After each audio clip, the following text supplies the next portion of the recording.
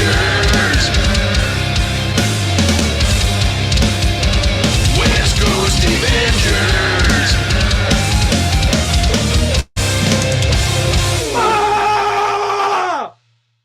Ah! Good evening, everybody. Hello. Hello. That was great, man. Yeah. I had to add the new clips into the It had intro. to, yeah. You know, it's 2023. It's time What? to, get with the times and update my life. Dude, that was perfect, man. That the scream at the end for the GSX, that's the hmm one. I That's the love it. one. Until Good the next. evening. Good evening. By the way, good Derpa, what evening. up? It's SunDave Sitdown, and I'm here with my friend, as always, not really, but Manu, the 9.9 Newsstand. What do you mean not as always? Oh, you don't mean not friends as always. You mean Yeah, I'm no, not no, always here on Sunday. yeah, I was trying to like spoof Justin, where he Yeah. says, Oh. "As always, is my friend, the 9.9 Newsstand." Oh, Uh, look, Andrew, what up? DO6, Andrew's what's here. going on? Ooh, It's who's SunDave who's Sitdown. It is SunDave Sit Down. I'm sorry, I'm yelling, everyone. Who's Mattis Mac? Mattis, what up? Hello? Mattis is a friend of the channel. Mattis is a young comic lover who found my brand of insanity enjoyable, and Nice. he's here.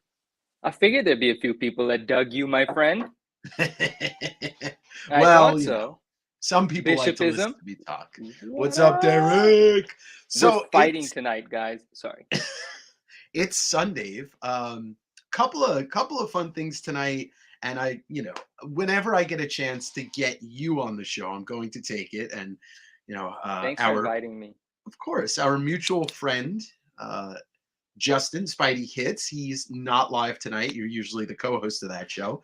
So Right, I indeed. I was watching his Marvel show, and I said his Saturday morning Marvel card show, and I heard him say, "Oh, I might have to postpone Sunday." And then that's Yeah, when I hit you up. I'm like, "Hey, I what are you love it. doing?" Okay, wait, hold on. I'll be right back. I screwed something hmm up. Give me one hmm second. All Am I right, back already? I'm you're here already already. here. Brady, what's up? I love you too.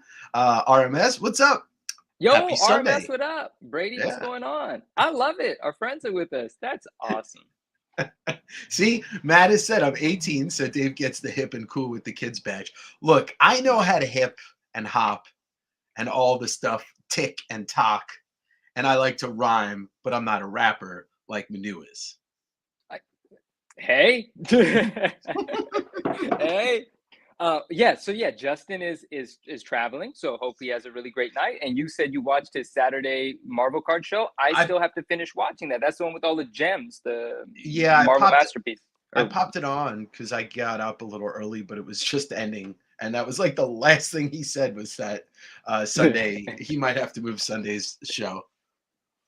Mm. But do you wiggity wiggity whack, Dave? Dave, do you wiggity wiggity whack? I don't just wiggity wiggity whack. I am the miggity miggity mac. Okay. So Derpa, I hope that was satisfactory. Naj made it. Are these two fine men doing an amazing live show? Yes, Naj, are we you joining us? are. Yeah, I'm going to tell you something. I thought you guys were trying to sneak attack because in your comment section, I saw Naj say, I'll see you live tonight. And I was like, what does she mean by that? I read that and I was like, she's trying to sneak up on me. if So I kept it quiet. I spoke to Naj before, and if Naj wants to come on, Naj is welcome to come on. I can send you the link. Just give me the cue. But she said she would be fast asleep. It's 2 o'clock in the morning in the UK or Yeah. something like that. And she just You know. got off of like a dozen live sales. She is. Mhm. I've said it today. WWCS Worldwide Comic Shop. That's there you go. There you go. Well, she hopped Right? on my live the other night when I decided to do Oh, an a impromptu slab slab sale. sale, Yeah. and she hosted, and it was great. Like she's just awesome. And speaking of Exactly. awesome people, Dave Enging intensifies. Ooh, ooh. What's up, Hey, Trip? Trip Uh, Power, what up? got actually Trip is part of the announcement that I really wanted to make tonight, which 11 people in the room. Let me talk about it. This is going to be something new to you. All right. And maybe you might want to get in on it. Maybe this is the thing that hooks the fish known as Manu. Oh gosh. Okay. All right. I'm going to start the West Coast Avengers Book Club, and Oh, it's going to be a reading experience where I pick a storyline, and it's not going to be a book like a novel because that's too much of an undertaking.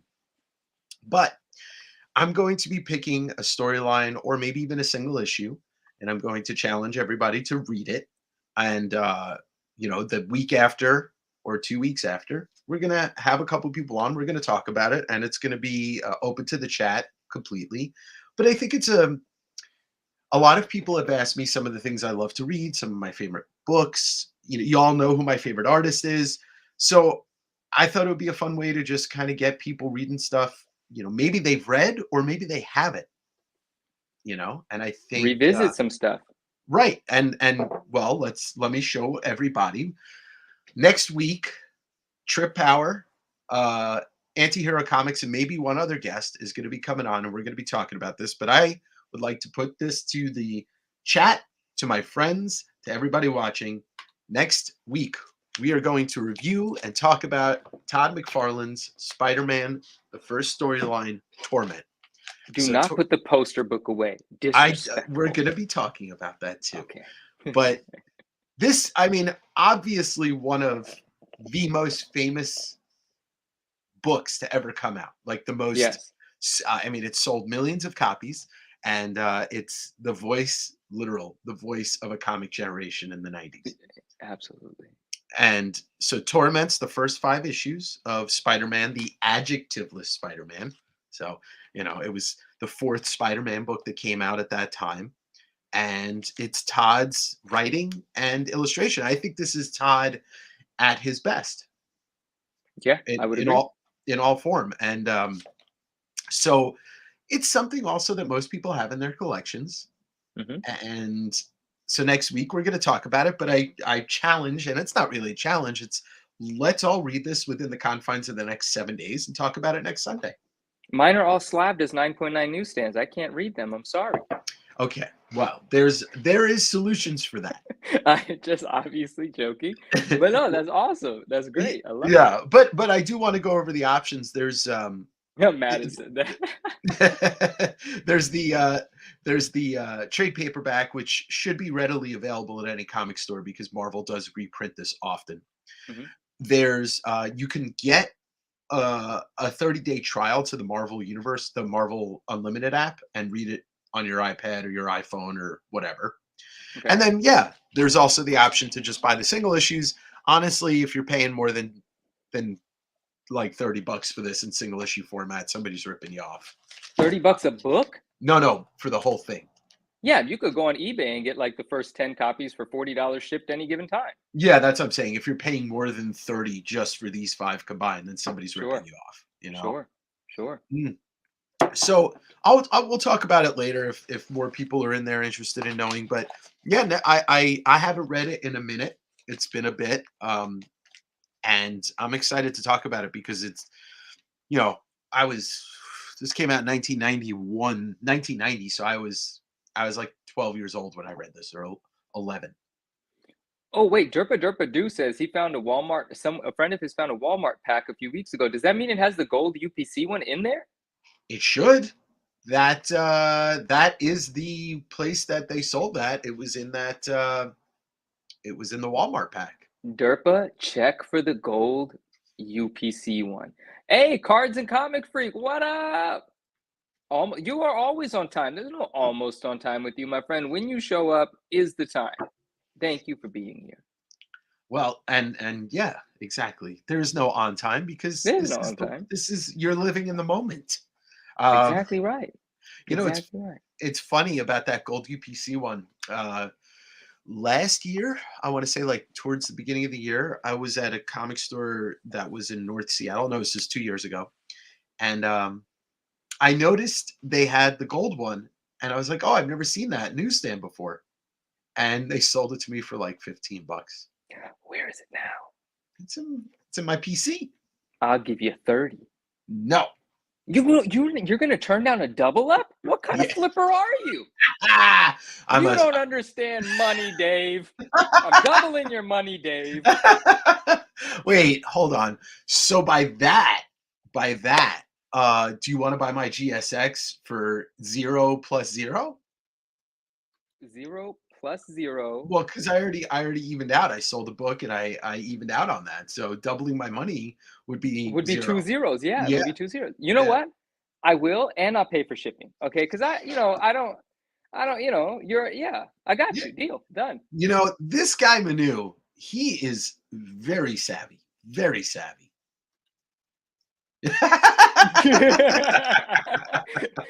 I don't know why. I mean, that's a good thing. So Yeah, thanks very for. savvy. I bet you could sell a car to a blind person. You're that savvy. I probably could, but the way I live my life, I only want to sell things I love. Point blank. Period. I could be selling whatever, right? I only want to sell something I could stand behind and I could stand to look at 24 hours a day. Because Fair when you're enough. wheeling and dealing, it's your life. And I want to love everything I'm involved in. I You appreciate you know, saying that though. and it's my life. It's now or never. I'm not gonna live forever. I just want to live while I'm alive. It's my life, and those are the brilliant, really brilliant words of Bon Jovi. Just so you know. Were they? Beautiful. Yeah, brilliant. Beautiful. It's my life. It's now or never. I don't want to live forever. I'm just gonna live while I'm alive. I'm gonna mute you. I mean, I'm gonna mute me because I'm about to cough. So I'm gonna do this. All right. So while he's coughing, I know. uh, this so once again for anybody that's just joining, and thank you for joining. Yes, Um, thank you. Next week we're going to be dissecting and talking about Spider-Man 1 through 5, and it's encouraged in the chat everybody to read it and let's talk about it. I mean, we got to put our Todd where our mouth is, right? Wow, bro.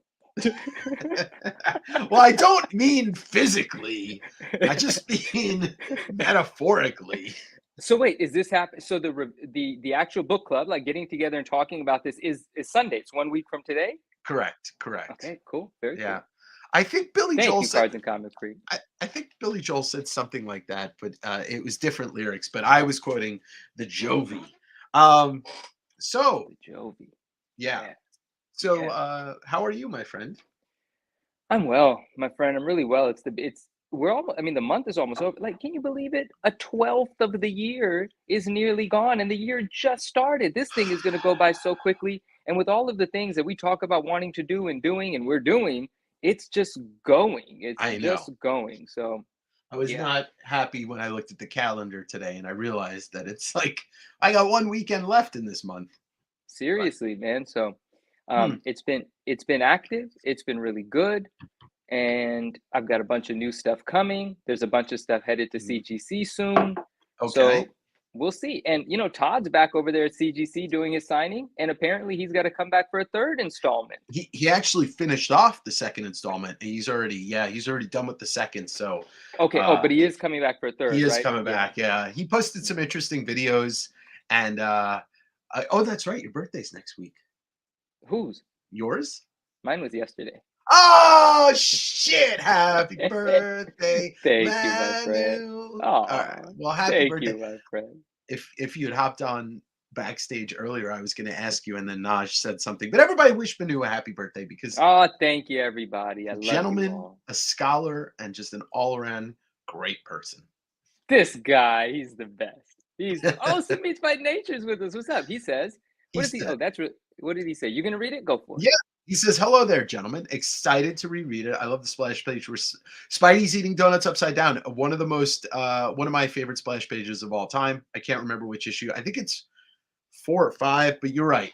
You're right. It's so good. And here come all of the birthday wishes, birthday wishes, Thank birthday you, wishes. everyone. It Here we means go. a lot. I appreciate it very much. Thank you, thank you, thank you. I hope you guys are all well, and I hope you have an amazing year, everyone. Thank you. So it's funny. We talk about the Todd signing, and this Yeah, could be always when me and you get together. It's going to be a Todd talk time we're gonna. Todd Talk, dude. How come you don't have a segment called Todd Talk? because that was originally supposed to be the name of this show. Originally, I was going to do a show based off just talking about Todd, and I was going to call it Todd Talks, Yeah. but it became something bigger, you Okay, know? but keep that in your back pocket. That Oh, has to it's be there. something with you somewhere at some time. It's when I get Todd on this channel is what's going to happen. And if anybody in here Beautiful. steals it, I'm going to take a plane, ride to your house, and I'm going to show up and say you stole that. Yeah, you remember back in the day? Well, I never did it, but people used to say, like, if you want to copyright something, just mail it to yourself because it gets the federal stamp on it. Right. Well, That's this not is true. that. It's not true. Oh, damn. By the way, here's a little old life of mine right there. Old What does postmen that never say? die. Old postmen never die. They just lose their zip. So Oh, their being, zip. Oh, you got it, zip code. Anyway, oh gosh, post person human yes. humor.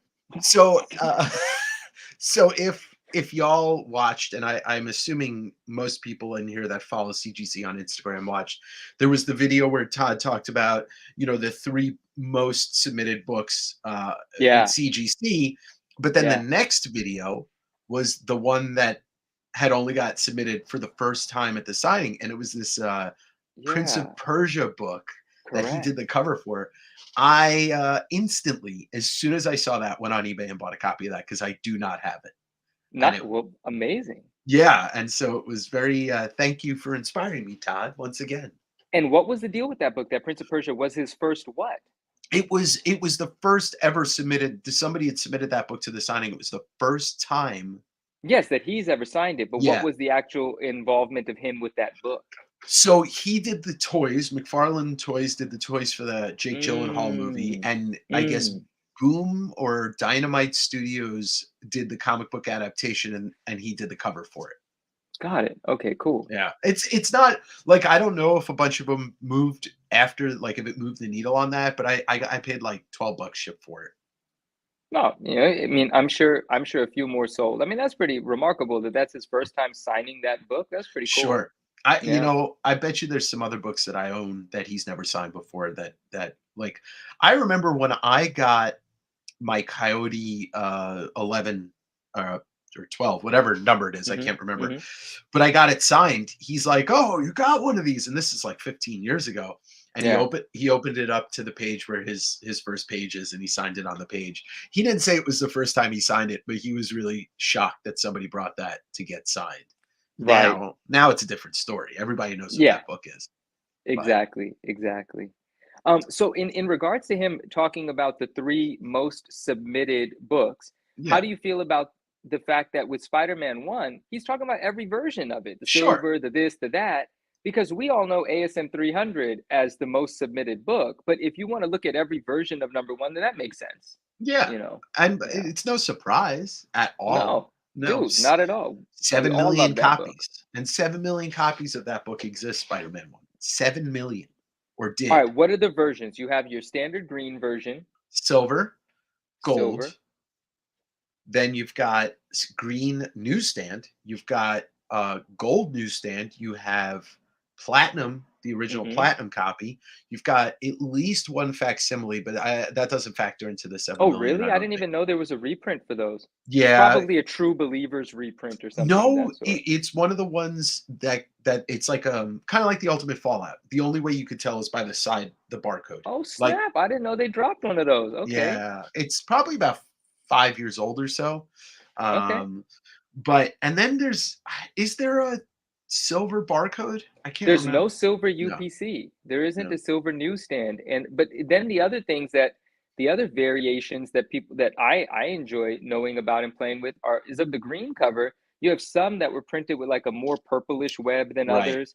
And people like to talk about that as two different books. I just think it's for different part of the printing, like, Yeah, it's just a different part of the printing because, and yeah. yeah, And yeah. then there's the polybag newsstand versus the not polybag newsstand, and CGC recognizes that on the label. So there's these Oh, cool, like, wow. yeah, little things that you can, play with just to add to your collection and keep it interesting. But what a fun book! What a great book! Iconic cover, probably the most homage, or who knows? I ASM 300 is probably more homaged, but AF-15 is probably more homage than both of them combined. oh, I was just talking Todd, but I But got you. yeah, Yeah, but I yeah. think number one's probably the most homage because here's the thing, and I like I'm not 100% on this. So like, let's say this is a 95% factual statement. Nobody gave a shit about ASM 300 for a long time. Like Really? it not in the way that pop culture goes. Like not in the way that you would see the pose for number one.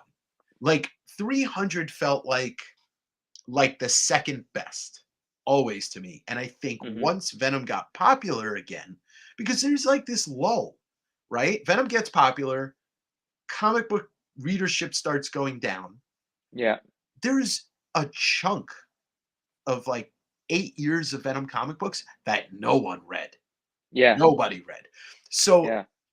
so I just feel like with the rise of Venom's popularity and becoming what it is now, is a different beast. But I still think number one is the most homaged and the most iconic.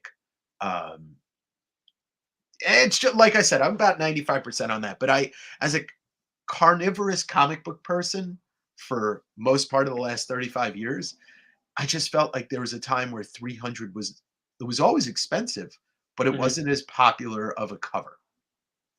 And yeah, and it certainly wasn't more meaningful to me, but obviously, like, I know Spider-Man number one as like it happening in the current time of things, and Sure. Amazing Spider-Man 300 was already an old book when I was 9 years old, so Right. yeah. Or Right. ish. It It was was years ish, yeah, older. Yeah. yeah. Let's get to a couple comments. Tyler asked if anybody started rewatching Spawn. I rewatched it during COVID, and then I just bought the collection on Blu-ray, so it's on my list of things to rewatch. Where are you able to rewatch it? It should still be on HBO. It's an HBO Wow. show, so it should be on HBO Max. I don't think I they've taken it off. That's awesome. I would definitely be interested in watching it. I don't have HBO, but I'd be interested in watching It's so good. It's so like what the Spawn cartoon did is, in my opinion, what the Spawn comic never really did. Like the it. Spawn What do you mean? comic, it's just I reread the first 50 issues last year or a year and a half ago, and it's just like there's so much story that is possible, and he never really pulls it all together. And Mm. the couple of seasons of the animated series really, really does exactly that. Thank you, So Daniel. Okay. And then what about the regular and silver webs? Right, we talked about that, but Yeah. that's not a different version. That's just a different part of the print run. It's kind of like your Secret Wars 8 cherry red versus orange, you Oh, know? do people also talk about that as like two different versions of No, it, or no, I'm just a? just that's what I'm equating it to. Oh, okay, got you. Yeah, yeah. Yeah. Brady asked how many X-Men wanted in circulation. I think between 5 and 8 million on the 5 covers. So probably the second most. I think the top three highest selling comics of all time or most printed comics of all time are X-Men 1, X-Force 1, and Spider-Man 1, which makes sense. Yeah. That's at the Yeah. height. That's at the height of everything in the 90s, those three books. And then, they all leave and Image Comics happens. Right. So Right. whoa, Derpa just put together a list. Direct Polybag Green Edition, Polybag Newsstand Green Edition, Direct Polybag Purple Webs Green Edition. See, I disagree that that's a separate variant because it's not. Like I could be wrong though. I'm not sure the history on it. Oh wait, Yeah, I don't know either. yeah, and then Silver Edition, Gold Edition, Polybag no price, Silver variant, right? Because then the Polybag it says $2 on the Polybag, but the price isn't on the book. Ooh, Platinum cool. Edition, Okay. yeah. I So still have my $2 polybagged one that I bought off of a wall when I was a little boy. My mother bought it for me because it was a collector's edition. of course, God, I must have 12 copies of that book in the PC. Like I have all the variants, and then I think I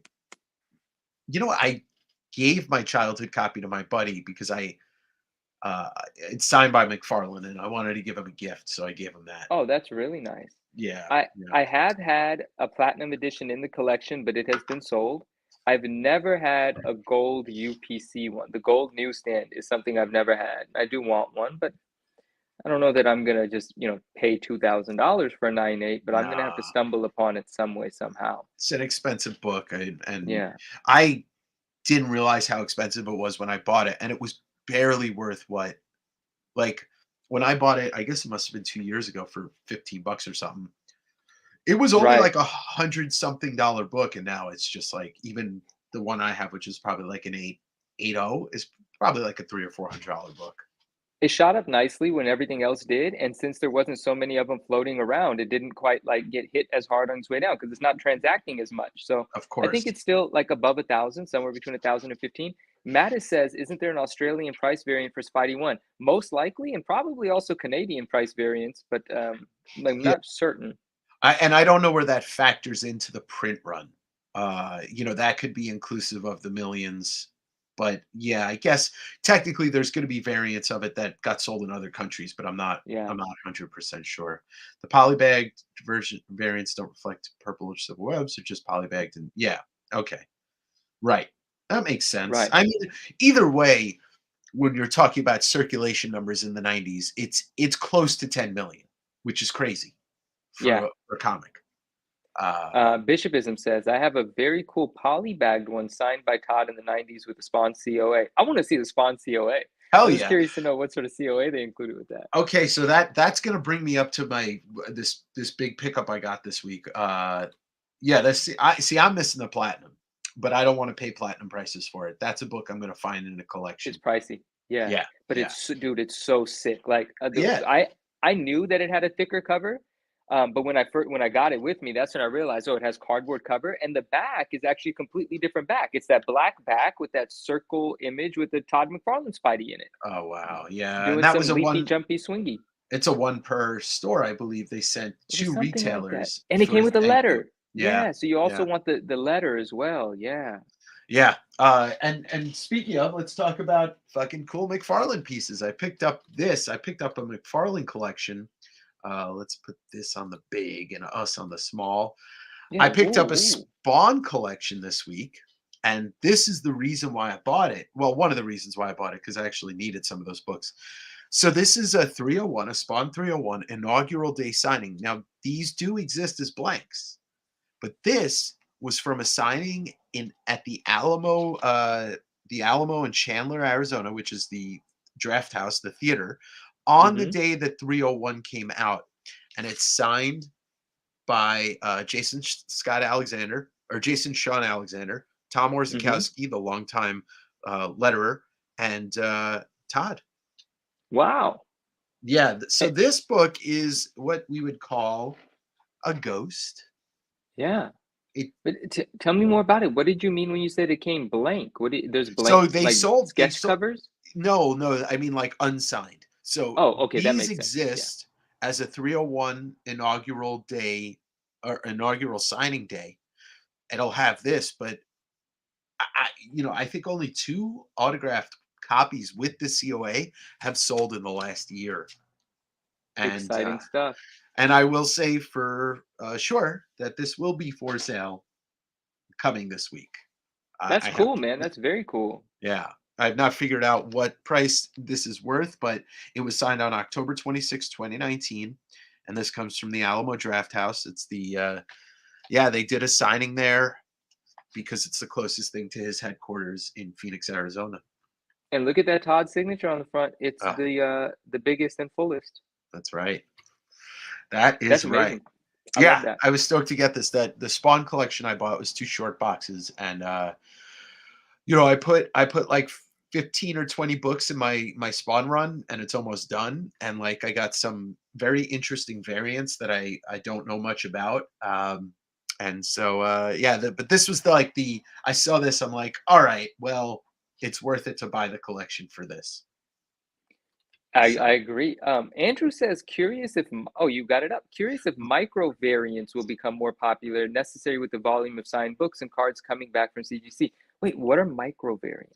I guess I don't know actually. What are we talking about? Like maybe what he means is like the purple webs, or you know uh Oh, the purple Galactus in Secret Wars 1, because the everybody talks about how the blue one's the error, except the corrected one's the rare one. So I don't know. Let's see what Andrew says. Andrew's going to tell us because Andrew will tell us. That's what he Andrew will does. tell us. And in general, with like Spider-Man 1, for instance, me personally, I already put an emphasis in my collection on like, the polybagged 9.8 newsstands, right? Like Yeah.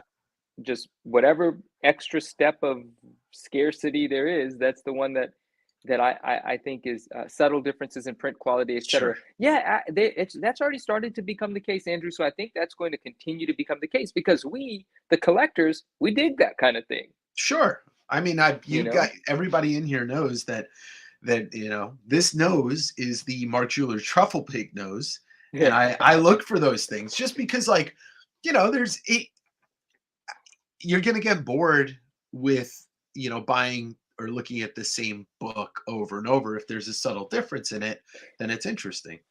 And actually, and Mr. No Love says, "Great question, Andrew." And you're right, Mhm. Mr. No Love. And truth is, I don't even think it's much of a question. I mean, I don't. I'm not saying I'm not discrediting the question. I mean, my answer, I'm actually certain of it. Micro nuances, micro variants, whatever we're calling it, definitely matter. I mean, that's how I approach collecting anyway, because every layer adds the scarcity and like you just described Mark Jewelers, that's how that came to be. First it was newsstands, and then the newsstand with the jewelry ad is more Sure. rare. Those are micro variants if you want to Double talk about, covers, which you I know. still have never in my life seen in person or come across one. And every time I see one, I think, is the world pulling my leg? Like, are these real? They really, I mean, they are. It's I'm sure there are people out there that have tried to make them on their own, and people adding acetate to the cover, Comic Tom. But it's really nice to what am I saying? I don't give a shit. This is my show. Uh Wait, give a shit about what? about Double offending covers? anybody in the the Oh, Comic Tom family, because it's different than Comic Tim. But it as a collector, a lifelong collector, I love that stuff. I didn't know a double cover existed until about 2.5 years ago. and Full did you know when you disclosure, actually got one, or when you saw one on eBay or something? I heard somebody talking about it, and I was like, "What do you mean?" And then over the course of 2 years, I found two Golden Age double covers and one like Bronze Age double cover. So I don't think they happen as often, like post the '90s. I personally haven't seen one that existed after 1995, but I'm sure they exist. I just don't think they happen as much. I think the production is more automated. The machines don't fuck up that much. RMS says they matter in cards, so comics would probably be similar. I'm with Sure. you. And Blaine's with us. And he says there's a double cover Turok one on If eBay that's right now. real, Someone better how screenshot much is it. it? Hold on. I gotta see this. Is it real? I felt like because of his all caps, he's joking, but I don't think it's maybe it's real real. because they had a chromium. Oh God, there is one on there. And Blaine is key co- Blaine is what's his exact I Blaine, don't can you know. put I your don't know, exact Blaine. Instagram on here for us, right? So we can shout you out because I don't remember the exact configuration of it, and I'm sure there's a couple dozen key comics pages. Okay, so here we go. I don't know how real this could be, but I mean, you can tell by looking at it with the staples on the inside. How But much do they want for it? Put a it's bid at on that. it's an auction for $34. All right, let's just go 35. That's hilarious. I mean, I don't know if this is fake. I will fight this person to the death. All right. Oh well. Anyway, this is the holy grail of double covers, maybe. That's so funny. Yeah. Um, Double cover Secret Wars 8 up for 5G on eBay. Oh wow, Mike. Damn. That's well, there was a Deadpool one, and I don't know if it's still up for sale, but there was a Deadpool double cover Mark Jewelers signed, I think by Stanley and Rob Liefeld, up for like 20 grand a couple months ago on eBay. Yeah, yes. And I mean that was I we talked about this, like the person that put that up, there was two accounts that put up the most hard, like the most incredible New Mutants 98. That's the Yeah, number, right? There were yeah. two accounts, and one of the accounts was actually named, who's the actor that plays Deadpool? It was Ryan Reynolds, right? Like the Yeah, that account was was the something account's like name. that. Yeah. It Yeah. had a Mark Jeweler signed by Stan Lee, 9.8. It had some double covers. Like, wait, what the? And they're all like $20,000, $30,000. I don't think any of them moved, but the timing was pretty spot on. I love and you know uh RMS said it, misprints, errors, and variants. Look, one of my favorite I do things of too. I all like them. all time was You know about the Billy Ripken card? Is that the 1980. Simpsons card you told me about? It's the Simpsons did the spoof, but the real card is from 1989 Fleer Baseball, and Billy Uh-huh. Ripken is Cal Ripken's brother. Cal Ripken, Hmm. one of the greatest baseball players of all time. And on Billy Ripken's rookie card, on the butt end of the bat in the photograph, it says "fuckface." And like Fleer didn't notice it. None of the quality control spotted it. So when those packs first came out, people are looking at the card, and this is before the internet. This is just like Yeah. all of a sudden Beckett's reporting it, and Tough Stuff and all the card magazines is that this card exists. And so Fleer went on, damage control and recalled them, but there's so many of them out there. I Um, don't I don't cuss on the internet often, so I just give me a fuck face. I did it. God There you go. damn Yeah, see, it. this is and that's that, Justin does have a very marvelous show. It's more Very marvelous wholesome, and show that's indeed. that's cool. And like I have to I was born saying the word fuck. I was born in a crosswalk in Broadway going, "Hey, I'm fucking walking here." Uh, I love it. I love it. but I love it. I got that card at a garage sale for $1 this year, and I was so excited because I never owned that card before. So Blaine, put your Instagram name there so I can say it correctly. It's Key Comics IG, I think is what it is. all But right, it's well not like I remember we'll everything. we'll, we'll shout him out. That's another misprint card. Mike points out The boner card, the correct. boner card, the goldenrod. I have two of them, I like that. and I like that name. That's good. yeah, the goldenrod, the C3PO card from the first Star Wars Top Series, where I don't know what's going on in that photo, but he's got Rods a and go. Tods. Yeah, he's just sporting some Norwegian Android wood there. Uh, but yeah, misprints, errors, the freaks of the printing nature are fun. They're fun They're the to best. collect. You know, they don't make the art better. It's not like that, but it's just something that is fun to collect. And like, I don't care, what side of the card, coin you fall on. You're a big comic reader, you're a big comic collector. I think the misprints and all that stuff, kind of everybody enjoys seeing that stuff. And recalled comics and stuff like that. Yeah. Like the Malibu Sun 13, the error cover is just super dope. The error back cover. Do So you have cool. yours, or did you sell No, it? it's my no, I didn't sell it. It's getting pressed and graded and stuff. I Okay, had it up for sale and no one bought it. So now we're gonna get to see what grade someone would have bought. And hopefully it's decent. cool. I'm excited. I have never seen that one in person, and if I ever find one, I'll keep it. But it's not something I'll seek out. So Derpa just said he saw a 2099 Unlimited 3 triple cover. So I don't know if you remember this or if people in the chat remember this, but like, God, it's so weird talking about time in this way because the pandemic and the comic boom is actually like 2 years. Like the comic boom started 2 years ago. Dude, You it's know, almost like ancient history, but we I all talk know, about it like it just happened last week because we've right? been in it, still in it, I there, know. here, yeah. And so during that, uh, CGC graded, I think it was a quintuple or quadruple cover 9.9 ASM 361. There was either ASM 361, First Carnage, quadruple there cover, was got like a four, 9.9. yeah, there was like four covers. It's crazy. Like, so I don't Wow. remember what happened with it. I think it sold on Heritage for some ungodly amount of Was it a money. newsstand or a direct? I don't remember. I mean, I bet you could Google it. Let's see. All right, Quadruple Michael, you're right. I was cover. exaggerating. 2 years ago is not a long time ago. It's not ancient. I'm sorry. Thank you I for know, I correcting know. me. Oh no, okay, here we go. I was wrong about the number. I was way off. I was Slappy and Samsonite way off. But Which what number? here, you ready? Sextuple, 6 covers. My Uh, goodness. let's see if we can get this is on the CGC board, so it's Michael, I'm sorry. I just look, it was for effect. It was for effect. That's all. look at this My thing. goodness, this is really 6 covers. One, two, three, four, five, six. And I This is the kind of stuff that makes me think it's fake, but it's not. I mean, I guess it's not. Yeah, that's the thing. I think like for something like this to be fake, it wouldn't have made such big news, but CGC did end up grading it. And in case some of our friends don't know, when you have multiple covers, CGC on the label gives you the grade of the highest quality cover out of them. So Right. some of them could be 8.5, some of them could be half torn, but as long as there's one high grade one in there, that's the grade that's going to make the label.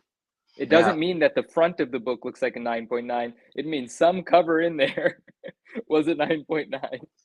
Yeah. Yeah. I have the one that I got graded from 1952 that came back in 8.5, which is insane to think that Mm, because the other cover was like a 7.0 or a 7.5, that a book that was 70 years old when I got it graded came back higher than some people getting their ASM 300s graded. yeah, yeah, that's Uh, crazy. I'm You interested. Oh, yeah, No, no, no, no, no. You didn't send anything to the signing, to the McFarland I signing. did. Yeah, they're actually in grading right now, so they're already Okay, signed. because I hadn't seen anything come back from you. I was like, wait, so what did you? Yeah, okay, we'll wait. Yeah, I mean, I only sent 4 books. I sent a Swan one for my own personal enjoyment. Hopefully, Okay, it's a 9.8, but I really just wanted that custom label. Nothing else. I didn't even care about the signature. I wanted that custom label. yeah, yeah, Um, yeah. and I sent in my ASM 301 Mark Jeweler, Ooh, which fancy. hopefully pushes past the 9.2. Um, I imagine it's going to be the only Mark Jeweler signed that exists of 301 in a high grade, especially, but Quite who possibly, knows? yeah, yeah. And then I sent in 2 of these black and white Batman 423 variants. Mm-hmm, One's a trade dress, one's a virgin. mm-hmm. Basically, I'm probably going to sell both of those just to cover my costs for the signing. So I've seen some people send the black and whites, and I was really pleased to see that Todd is signing most of those with the full Todd, Mhm. beautifully across the top, and they're actually doing really well because they're so stunning. They're Yeah, such good looking books. they are. So They are. I hope you get a great one back, and I hope it sells really well, or a great few. Yeah. The hopeful is that they both come back in 9.9. I don't know, uh, Maddie, Comics, my buddy, sold them to me. He said when he got them, he looked at them and he said they're 9.9s. If they're 9.8s, I'm happy. If they're 9.9s, that's a different story. I mean, for he pressed them for you? He said there was no need to. He said there was Hold nothing. up, They hold were up, hold up, hold up. So Maddie got them for you. Yeah, He looked at them and he said, "These are pristine. This is yeah, 9.9 action." yeah. And you guys don't even just to make it even more secure. You guys don't give it a little bit of heat and pressure? You know what? I think because it's like a thicker stock cover, you probably have more chance of damaging it than you I have do. it here. I don't remember. Oh no, I have the color. Oh no, well I do have it because they did the color version and the black Sure. and white in the same release. And but anyway, okay, okay. He might So have pressed it, but ungraded. I'm pretty sure he said he didn't need to. But Well, so now I'm gonna say if if they come back 9.9s, like that's remarkable. yeah, yeah, that's So that. Then I sell one and I hold the other one for a while. and I've done that where I've sent books to CGC without pressing, but that's because they were Lethal Protector ones, and I believed them to be 9.9s as well, and I got Yeah, back 9.8s and 9.6s. But that's okay. yeah. I mean, that's the thing. Maddie would have if Maddie did press it or didn't press it. Like I trust him implicitly, whatever he Yeah, decided. yeah. No, You know, no. I I dig never it. even saw I'm the excited books. for him. It's just exciting when you say like because most people don't say that. Most people don't say like, dude, I think I got 9.9s. Like people are hesitant to say that. Yeah, And so if Maddie's saying that, I can't wait because I hope they do hit 9.9s. And that must me mean too. that 9.9s are getting hit with that particular book. Yeah, I mean Okay. that. I and like I said, if they come back 9.8s, I'm not going to be upset. No, of course, but we want 9.9s. That'd be Yeah, that's the magic there. That'd be fuck dope. that. I want a 10-0. Oh, yeah. I think 10 should be eliminated altogether. There's no such Sure. thing. There's There's no no such thing. Of perfection. course there's There's not. no such thing. Of course there's no such thing. I mean, by a 10-0 would be an uncut, unpunched, unstapled book It because would one it doesn't exist. yeah, It's like in cards with PSA, they have a 10, but we know it's imperfect. the PSA 10 is the same as a 9.5 from another grading company. But with Yeah. CGC, if you have 9.8s and 9.9s, you can't represent something perfect that's imperfect. There is no such thing as perfect, No, you know? no. But Perfect. whatever. I dig it. Actually, I disagree. Rosario Dawson, she's a 10. I'm not going to disagree with that. I'm only talking about comic books. Okay. All right. All I'm only talking about right. comic books, my friend. That is it. Did Yeah. you know? Did Oh, you know? And I don't know if I don't. Did you know that Jay-Z and Rosario Dawson used to date, and it was a bit of a secret, but then it like kind of came to light. Now it's kind of known. I did not know that. There you go. There's songs Wild. about it too. Yeah. Wow. Yeah. Hmm. Well, I mean, Jay-Z. Yeah. All right. That's wild shit. That is It's kind of wild cool, shit. right? Yeah, it's Yeah. interesting. Yeah. See, it's funny speaking about music, and this, I will try not to dive I will try not to divert this program to me gushing about music, which I easily could. But Yeah. I've been watching a very lengthy interview with with Chris Novoselic and Kim Thale. And Chris Novoselic was the bassist for Nirvana, and Kim Thale was Okay. the guitarist for Soundgarden.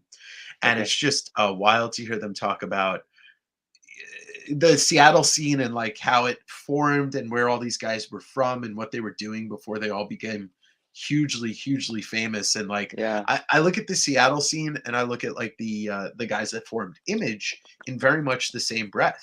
It all happened around the same time, and it was these dudes doing things that nobody was doing, and then all of a sudden just blew up and took the world by storm. And Nirvana was the biggest band in the world, and Soundgarden and Pearl Jam and Alice in Chains were right up there with them. And Todd and Jim Lee and Rob Liefeld and Eric Larson, those guys were at the top of the comic book world when they Yeah. left Marvel and when they started Image. And I'm currently reading a book.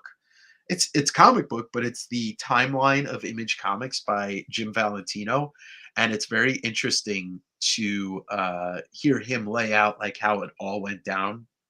And That's I, fascinating. it is, and Does then Wizard make it into that book by chance? probably, but you don't want to hear what you. All right, so we can. I don't want to hear what the book or you may have. Yeah, I know. Yeah, you're right. You're right. You're Well, right. yes, Sound City is one of the best documentaries ever made. If Andrew. Andrew, yeah, I couldn't agree more. I've watched that documentary about 15 times. So fantastic.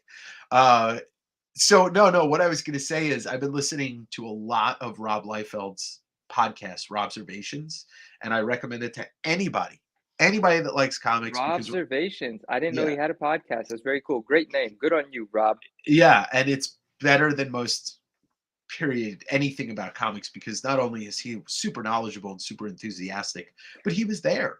He was there for all of it. No, You yes, know. he was. I want to take Yeah. a second. RMS says, "Hey, Manu, just picked up my first Wizard One today. Thought of you. Oh my gosh, congratulations on the Hell pickup, yeah. my friend.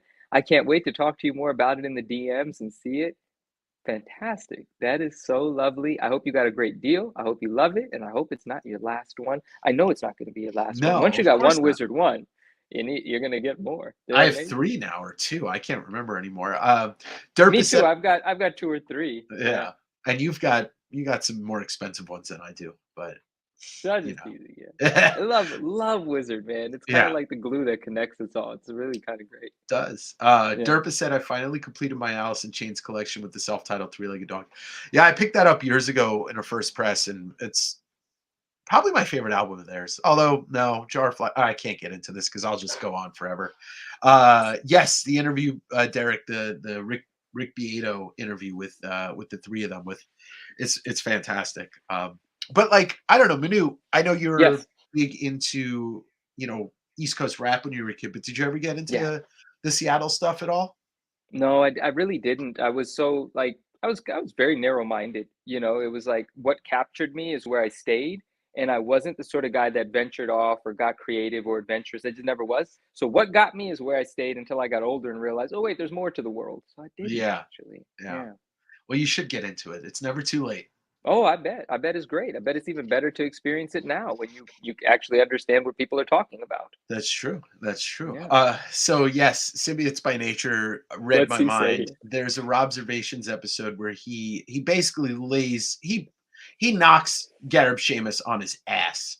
Uh, Oh my gosh. I love you you, know, Garrett. it's there's two sides of the wizard coin, and I love this because the reason why I wanted to like kind of get to know you and talk to you was because there was that night you were on somebody's Instagram live and you started talking about wizard, and I'm like, yeah, but you also have to understand something. Like I said something like Garib was basically like in a payola scandal, and he was basically, there was no regulation, he was just taking money from everybody and like advertising for them. But on the other side of it, Wizard affected me just like it affected you and everybody else Right. as a kid. Like that was Right. our internet. Yeah. That was our, to quote like wrestling terminology, that was our dirt sheets when we were kids. Like, how do we know what's coming out? How do we know? But at the same time, it also gave us this false sense of like this stuff's worth money when it wasn't. That's the big problem of it. It was giving us this false sense of like, oh, my comic's going up. Oh, my comic's going down. They were toying with us, you know? Yeah. They had some power. There was some power in those pages. There was, there were people that could have benefited from certain messages being delivered through the pages of that magazine. Sure. And we know how Sure. things work, you know? I Yeah. mean, when we were 9, we didn't know what was going on, but Right. And it's funny because the fan casting was great.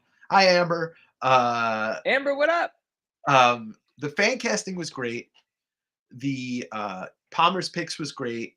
The like fan art was probably my favorite thing. Like I seeing loved the it so envelopes much. submitted and the covers. Like, if we take away Made me one so thing, happy. yeah, if we take away two things from Wizard that I would take away and never refute: the covers Mhm, and the fan art. mhm. Those two things were the best things because, like, first of all, let's do this real quick. Let's do Since, it. since we're talking about the covers, why don't we take a look at them?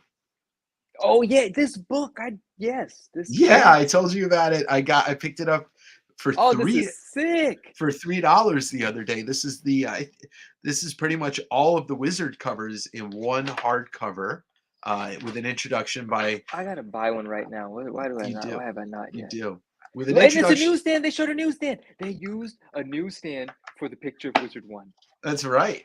That's Brother, you right. kidding me?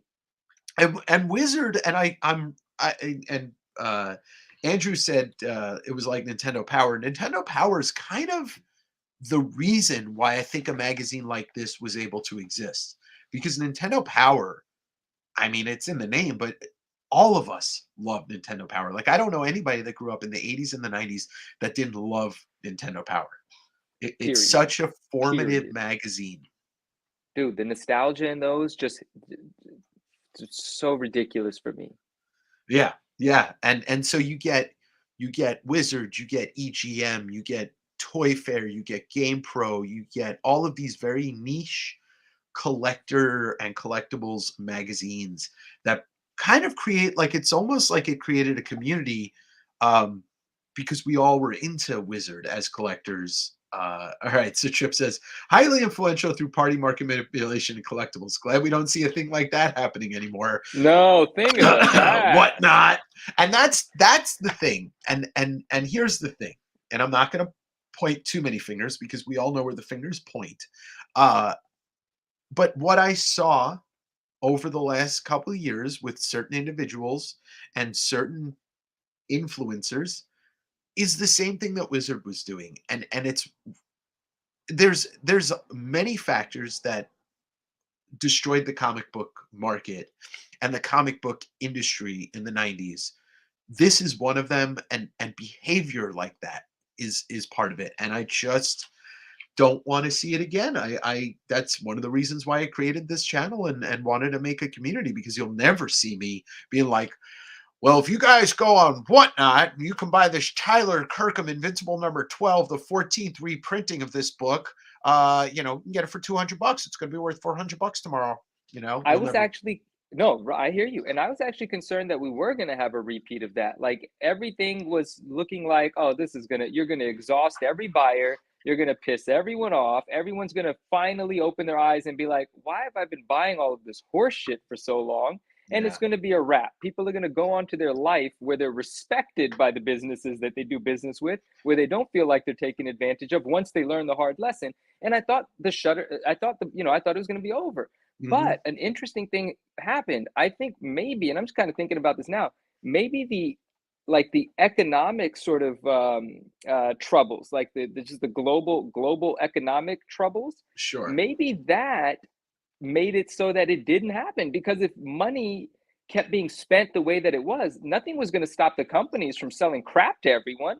It's And true. people weren't thinking, they were buying everything. Dude, again, at the same time, I get it. Certain people are susceptible to manipulation more than others, right? Peer Yeah. pressure is a thing, FOMO is a thing. There's so many psychological factors at play. But like maybe we got smarter before it was too late this time around. Well, in 30 years, from 90, let's just say 92 to 2022, there's more information out there. We're Yeah. able to see through things if we use our brains. You can Yeah. go have a discussion on YouTube or on any platform with a bunch of people that are thinking the same thing. And then once you realize that, like, oh shit, we're all right, we're all correct in what we're saying, it's evident, then you start to open people's minds. And it's one of the reasons why I really was like totally into listening to you talk about Wizard, because like you love this cover, you love this artist, you love all the things behind it. Like there Yeah. wasn't, like it's not fake. And a lot of the people out there that are pushing certain things that are, it just seems fake and it's easy to see It through it. is, but it is. It doesn't matter who it is. It doesn't matter what it is. If it was produced a week ago, it has no real value. For what reason? We don't care about it. We don't have an emotional connection with it. We don't remember it from when we were young. When we're picking up something from the 90s, we're satisfying something internally. That's Yeah. really real. It's intangible, but it's as real as it gets. Something brand new that someone tells you should buy this is going to be worth $1 bajillion. How is it ever going to be? Every single one that you're putting out is getting graded, so there's no scarcity in grade. What are you talking about? Oh, it's limited to 100. Who cares? If you put out 1,000 things that are limited to 100, they're all crap. Like Yeah. I think it's all horseshit, And so Wizard is nothing like that. It's absolutely nothing like that. Now, if somebody wants to mistake the enthusiasm behind Wizard as fabricated, okay. The enthusiasm right now behind Wizard that might be a little inflated is just because there was enthusiasm on top of enthusiasm, right? There were a few of us at the beginning of this, enthusiasm of Wizard that love it. That's why we embraced it, bought it, talked about it, showed it off. And that Hmm. had its way of reminding people, dude, they love it too. And, they used to quietly talk about it every now and then, but now there was a sense of pride in talking about Wizard. So that Sure. pride comes into play and everyone's talking about it. So what happens when everyone talks about it? There are people that don't care at all. They just want to take advantage of the emotion on the market. So that's the phase we're in right now. And that just happens. And that might create some devastation for Wizard magazines for a little while. But once that evaporates and goes away, nothing's left but nostalgia and how we feel about it. And they make it into the collections of collectors and it becomes scarce again and loved forever. It is Hmm. nothing like a modern variant. It is our heart from the 90s. It's completely Yeah. different.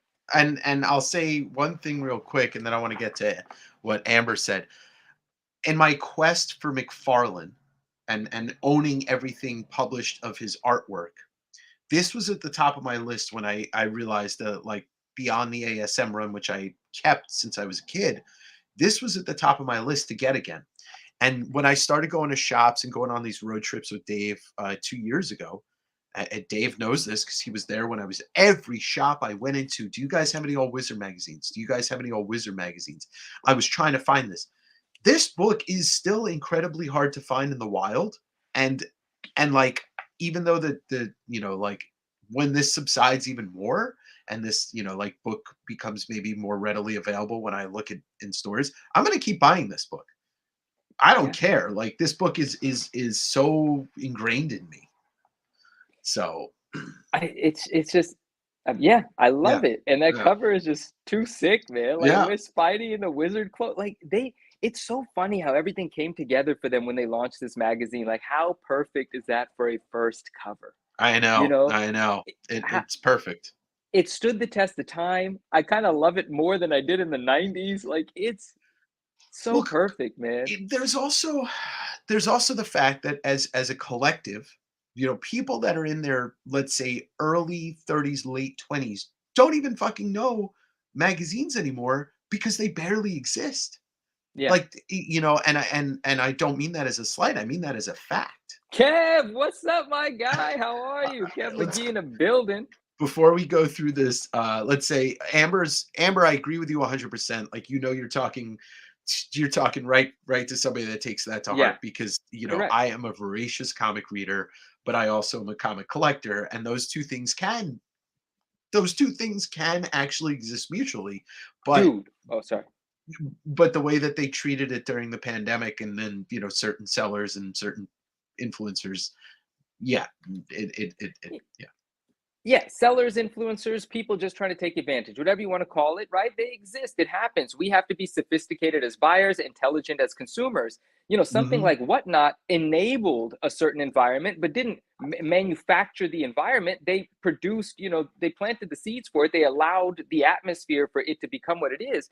But I want to spend a little bit of time, maybe a little later, talking about Whatnot and Yeah. and and comics with Bueller. Did you see how they did Bueller? No, I And don't it know. I watched a 30-minute video that he did about the ending of his contract. He was very open about how Whatnot treated him.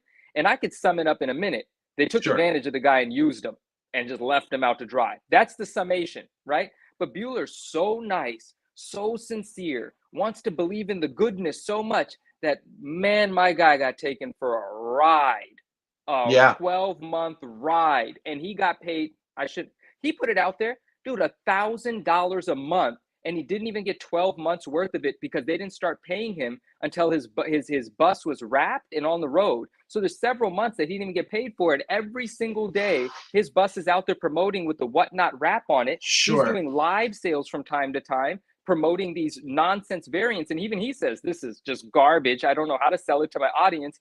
And he goes, I told them my goal is to make sure my audience gets it for as little as possible because I don't know the value in these things and I Oh don't my want to god. take advantage of my audience. Yeah, But yeah.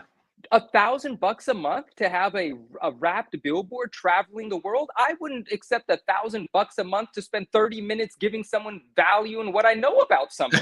Like, what a wow. There was no, oh, I was devastated for him, Well, man. Ugh. that's that company in a nutshell. They won't last long. It's funny, I just want to point out 2 comments. Armando had pointed out that, when he came back into the hobby, he asked about Wizard, and the guy looked at me, "What the fuck are you talking about?" And speaking of other Dave, he backed it up. When we were at shops, I was asking for Wizards, and they were surprised that Yeah. I were asking about him because, to me, and I think, I don't know if Andrew Post is still in here, but I've mentioned it many times on this program. I've mentioned it personally to you. The podcast cartoonist kayfabe Hmm. is one of the reasons why Wizard interest really picked up 3 years ago, because they decided to start this podcast and go through the pages of Wizard and talk about it. Yeah. And they've done 52 or something issues so far. And it gets worse and worse as time goes on as we get into the 90s, but deeper in. But yeah, there's and wait, and Trip says the 90s were about pop culture and ephemera of the comics as the comic books and stories themselves, and Wizard feels like the encapsulation of the era, that era's ethos. Yes. Yeah, it is a cultural artifact because we don't Yes. have anything like it, and we haven't had anything like it since Wizard kind of changed formats to be more about movies than comics. Yeah, and yeah, that and it just became different. Like the actual physical size of it changed a bit. It became Yeah, flatter and like wider, and it just became a bit different, you know? it did, but we still have this. So let's take Yeah. a look. It's interesting because there's a little blurb, about each cover, and this tells a story about how this was for Garib's dad, and then he asked McFarlane if they could make it the cover of issue 1. But look at this unused cover for number 2 with Ghost Rider as like an actual wizard. And It's that so didn't weird. did that end up becoming one of the posters or no? I don't Uh, remember. No, I don't think so. I've never seen that actually, I don't yeah, think. I don't think so at all. But the Ghost Rider was so hot in the 90s, like it makes sense to uh have him as the second cover. Kev McGee said kayfabe may be my favorite YouTube channels. It's my favorite YouTube channel, so amen to that. There you go. It there's no if there was no kayfabe, there would be no me doing this. Dude, that Wizard 4, they're showing a newsstand. Do you know how? Have you ever seen a newsstand in that magazine? No, no, Bro, not at all. Doesn't it's the exist.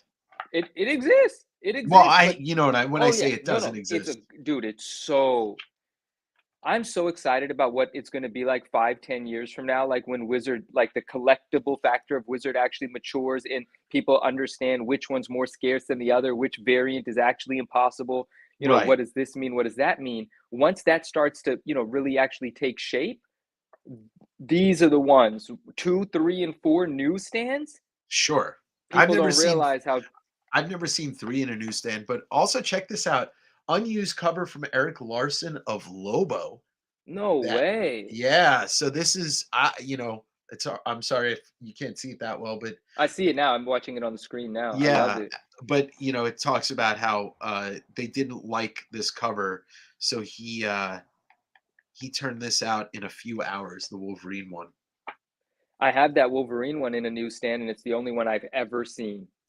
Yeah, yeah, I've never seen it in a Dude, newstand. I we mean, gotta get more. Let's get yeah. more. Well, that's the here, and then there's the thing. By the way, Trip, I still think we're not out of the blue on that happening. I Yeah, think I they're mean this thing just woke up, and in fact, guys, like the Sheamus family, with all due respect, was yeah, not even most likely thinking about Wizard until about a year ago, and that's because of us.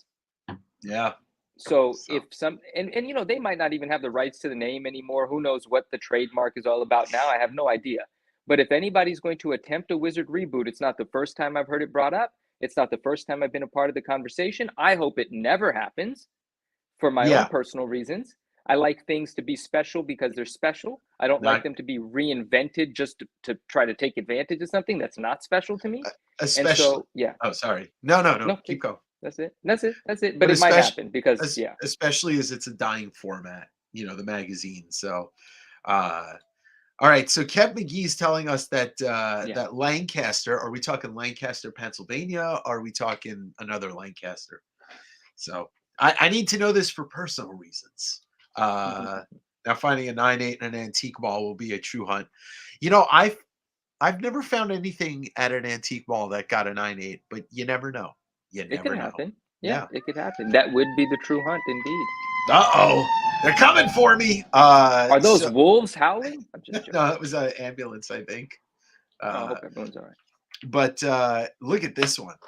I love this one too. Yeah, The yeah, Ron Lim Silver Surfer cover. yeah. And It's and another thing interesting, not that grading's everything, but this issue in particular and some of the early ones, there's this glue that has seeped through the back of this, and you can see it yeah. along the spine. And I have it on halfway decent authority. Is that the saying? I have it on good authority, or am I Yes. using the wrong word? No, But I that's have it it. on like kind of good authority. That CGC, if they see the glue at the spine, it's going to start at a 9.4. Oh wow. But I don't know if that's true or not. That could be somebody that's trying to manipulate me to not send. So I don't know. I think How's this your spine looking on the right side? Do you see the gray happening from the glue, or you yeah. got a clean Yeah, I one? do. No, I see the gray Okay. happening. Interesting. I never noticed or never thought about that. Otherwise, this is a nice copy, but this is yeah, this is probably like a 9.0. But I don't, I just love having the magazines. I have a bookshelf that has them all.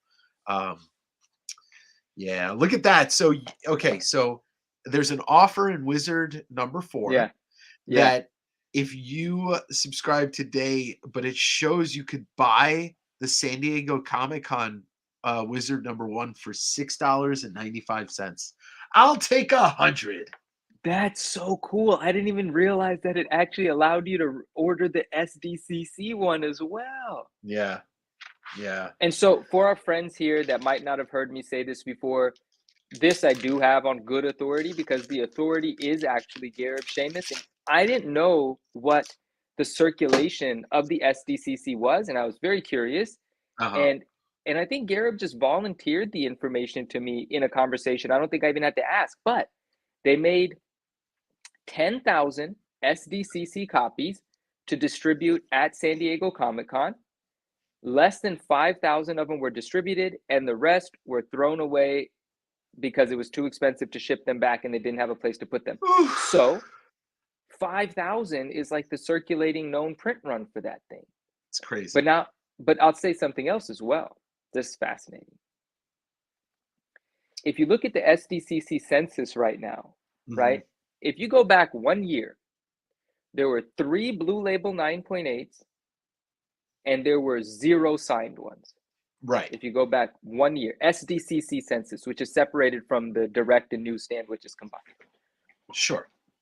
Now, there are 17 Blue Label 9.8s of the SDCC and 3 Yellow Label. The Yellow Label is going to increase. That is a result of the signing.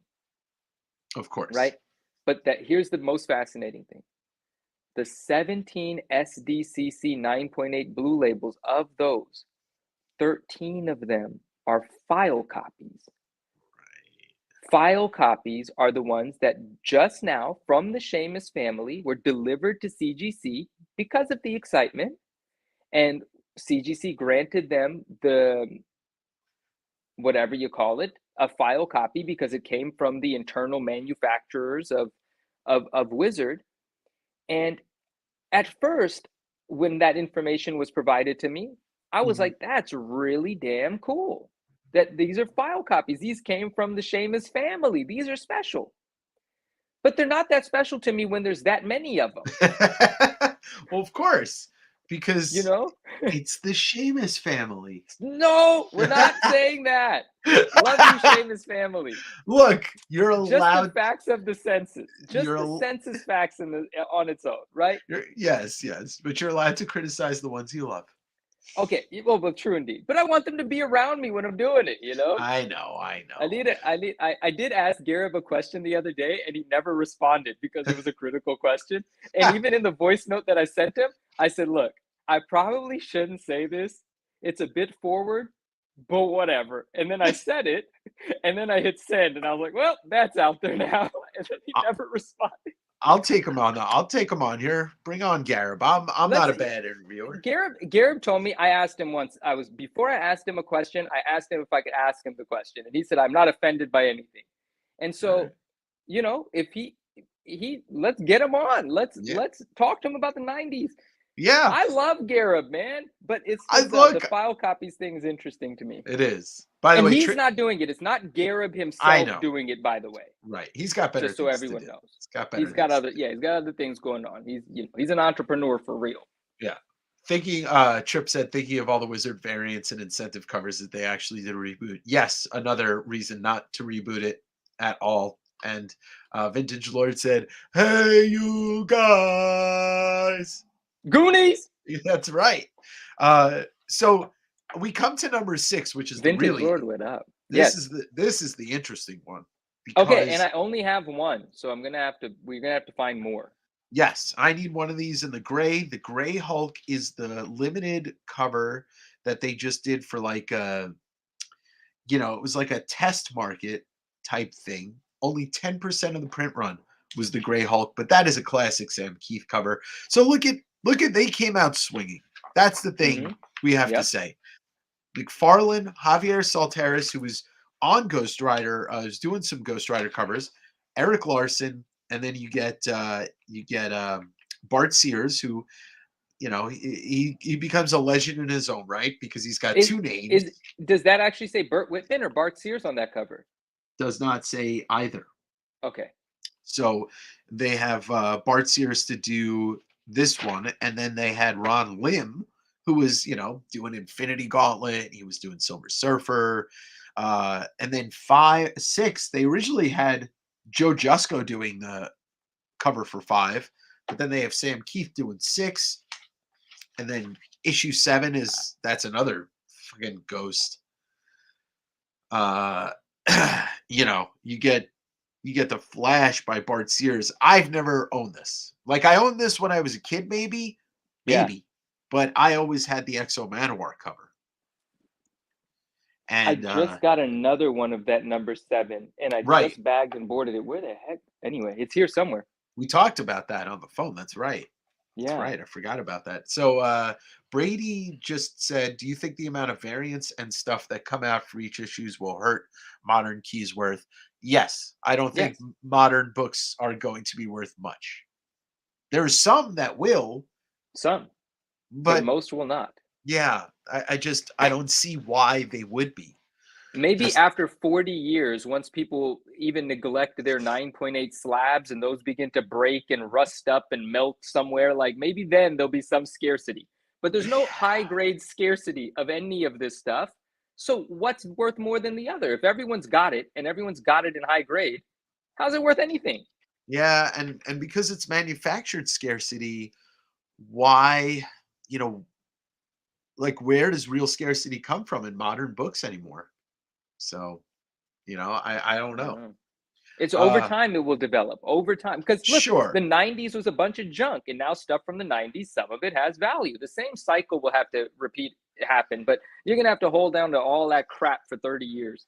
But yes, some of it has value, but when you wipe the dust away from what's been going on, right? A lot of it, like the 9.8 ASM 361 is pretty much worthless now. Well, It's yeah, it's still holding a couple $100, right? yeah, but like in the grand scheme of things, when you're talking about a book that was going for 700, $800, I you know, sold a 9.8 newsstand at the peak of 2021 market for $1,850. And I'm not saying that because ha ha got you. That was the market. yeah, Okay. no, It's not that's like the I'm gonna market. discount it because I think it's crazy. That's the market. It's one of the highest sales of that book. That book now, well wrapped, well centered, you can have for $700. I'm talking the newsstand. Yeah, yeah. That's a third the price. There's Okay, hold on. I want to get to a couple comments and I want to say something, but Yes, yes, please, Bart please, Sears please. was working at DC at the time, and that's why Venom was Whitman. Nice Uh, info. Nice info. Metal covers, I don't even know what to say about that. I don't I oh actual metal covers. Yeah, they're just novelties. They're not gonna be worth squat. Thank you. If I were asked and had full control of Wizard, how would I reboot Wizard? Wait, what? I, What okay, happened? so Amber asked if I was asked or you were asked to reboot Wizard and had full control, how would I reboot it? I think I would just make it a purely interview magazine slash, get a couple of industry artists, writers, like a bunch of collective people to recommend stuff to read. And then I would hire the fucking best artists to do the best covers. There would be no price guide whatsoever. I can get behind that. Yeah, no price guide, no speculation, just purely like interviews. Let's talk about it. Would be basically the magazine version of what I'm trying to do with SunDave Sitdown. I It can would get behind that. Yeah, it wouldn't be like just having artists and writers talking about what to read and what they've done. It would be people like like the guy that started Mile High Comics would maybe have a column about stuff to read every month. He's still I alive, re- I you know. remember when I was I forgot the exact age, but I was into comic books. We went to Anaheim to visit Disneyland, and there was a Mile High Comics there in Anaheim, California, and I could Huh. not believe this place. Like it blew my mind. It was literally a huge building with comics and all kinds of stuff. Oh, it was fantastic time. There we go.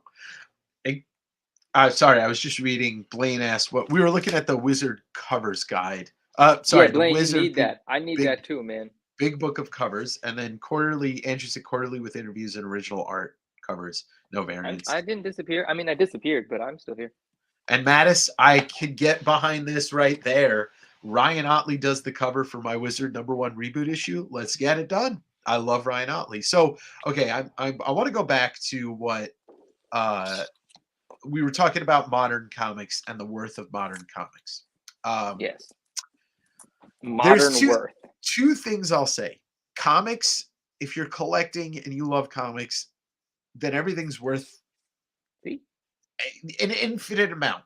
An infinite amount. Like If you love, let's say, Something is Killing the Children, I actually read that, I like it, then your number one is your most valuable comic. What I'm trying to say is that the worth in variant covers is never going to hold unless that variant cover is like something adored, like your Ultimate Fallout 4 Jurjevic, or your, Into the Spider-Verse 2, I forget who does that, Greg Land, I think. Um, Yeah, because but it's I can. already oh, what? No, please, no, no, please, Oh, please. I'm gonna piggyback on that. it's already a big book. So, there's your variant cover, but, like, these incentive covers to me, and you look, I could be wrong, but if you're buying them to think that they're gonna be worth money, it's really a bad choice because they're manufactured scarcity that have, like, nothing to do with what makes a comic book valuable. When you go back and you look at each age, right? Golden Age is a different story. Golden Age is valuable because it's 70 plus years old. You know, it's history. Silver Age, the books that are worth money are the books that have these notable first appearances of characters that have stood the test of time, or they're books that Jack Kirby drew, and they stand the test of time because people want to own that. And you get into the Bronze Age, and you get some weird stuff that also gets to be worth money because it's like horror, it's Werewolf by Night, it's stuff that doesn't really happen anymore. And then you've got your first appearances. But like as you go on and you look at the ages of comics, nothing will hold value just because somebody said, "Oh, there's only 1 in 25. There's 4,000 of these books that nobody really wants." How many 1 in 25s that you bought that are you can't even like look at the value because it'll break your heart that you bought it for $25 new and it's worth $5. I think variant covers are a really terrible thing to invest in general. That's It, just my it's. opinion. I agree. It's just the sort of the way the way that the companies and the people that were manufacturing and producing were perceiving the activity in the market. It gave them the green light to keep selling as much of anything that they could, and the environment was ripe for that, right? But the way that it's like if you're just buying a variant cover because you appreciate the art, the thing, it's like a good bad problem. What I mean by that is there's so many good looking variant covers for so many books. You have to ask yourself though, what's the point of me owning them all? Sure. Right? Like, I'm going to put them in a box. That's not even like art that you frame and put on a wall.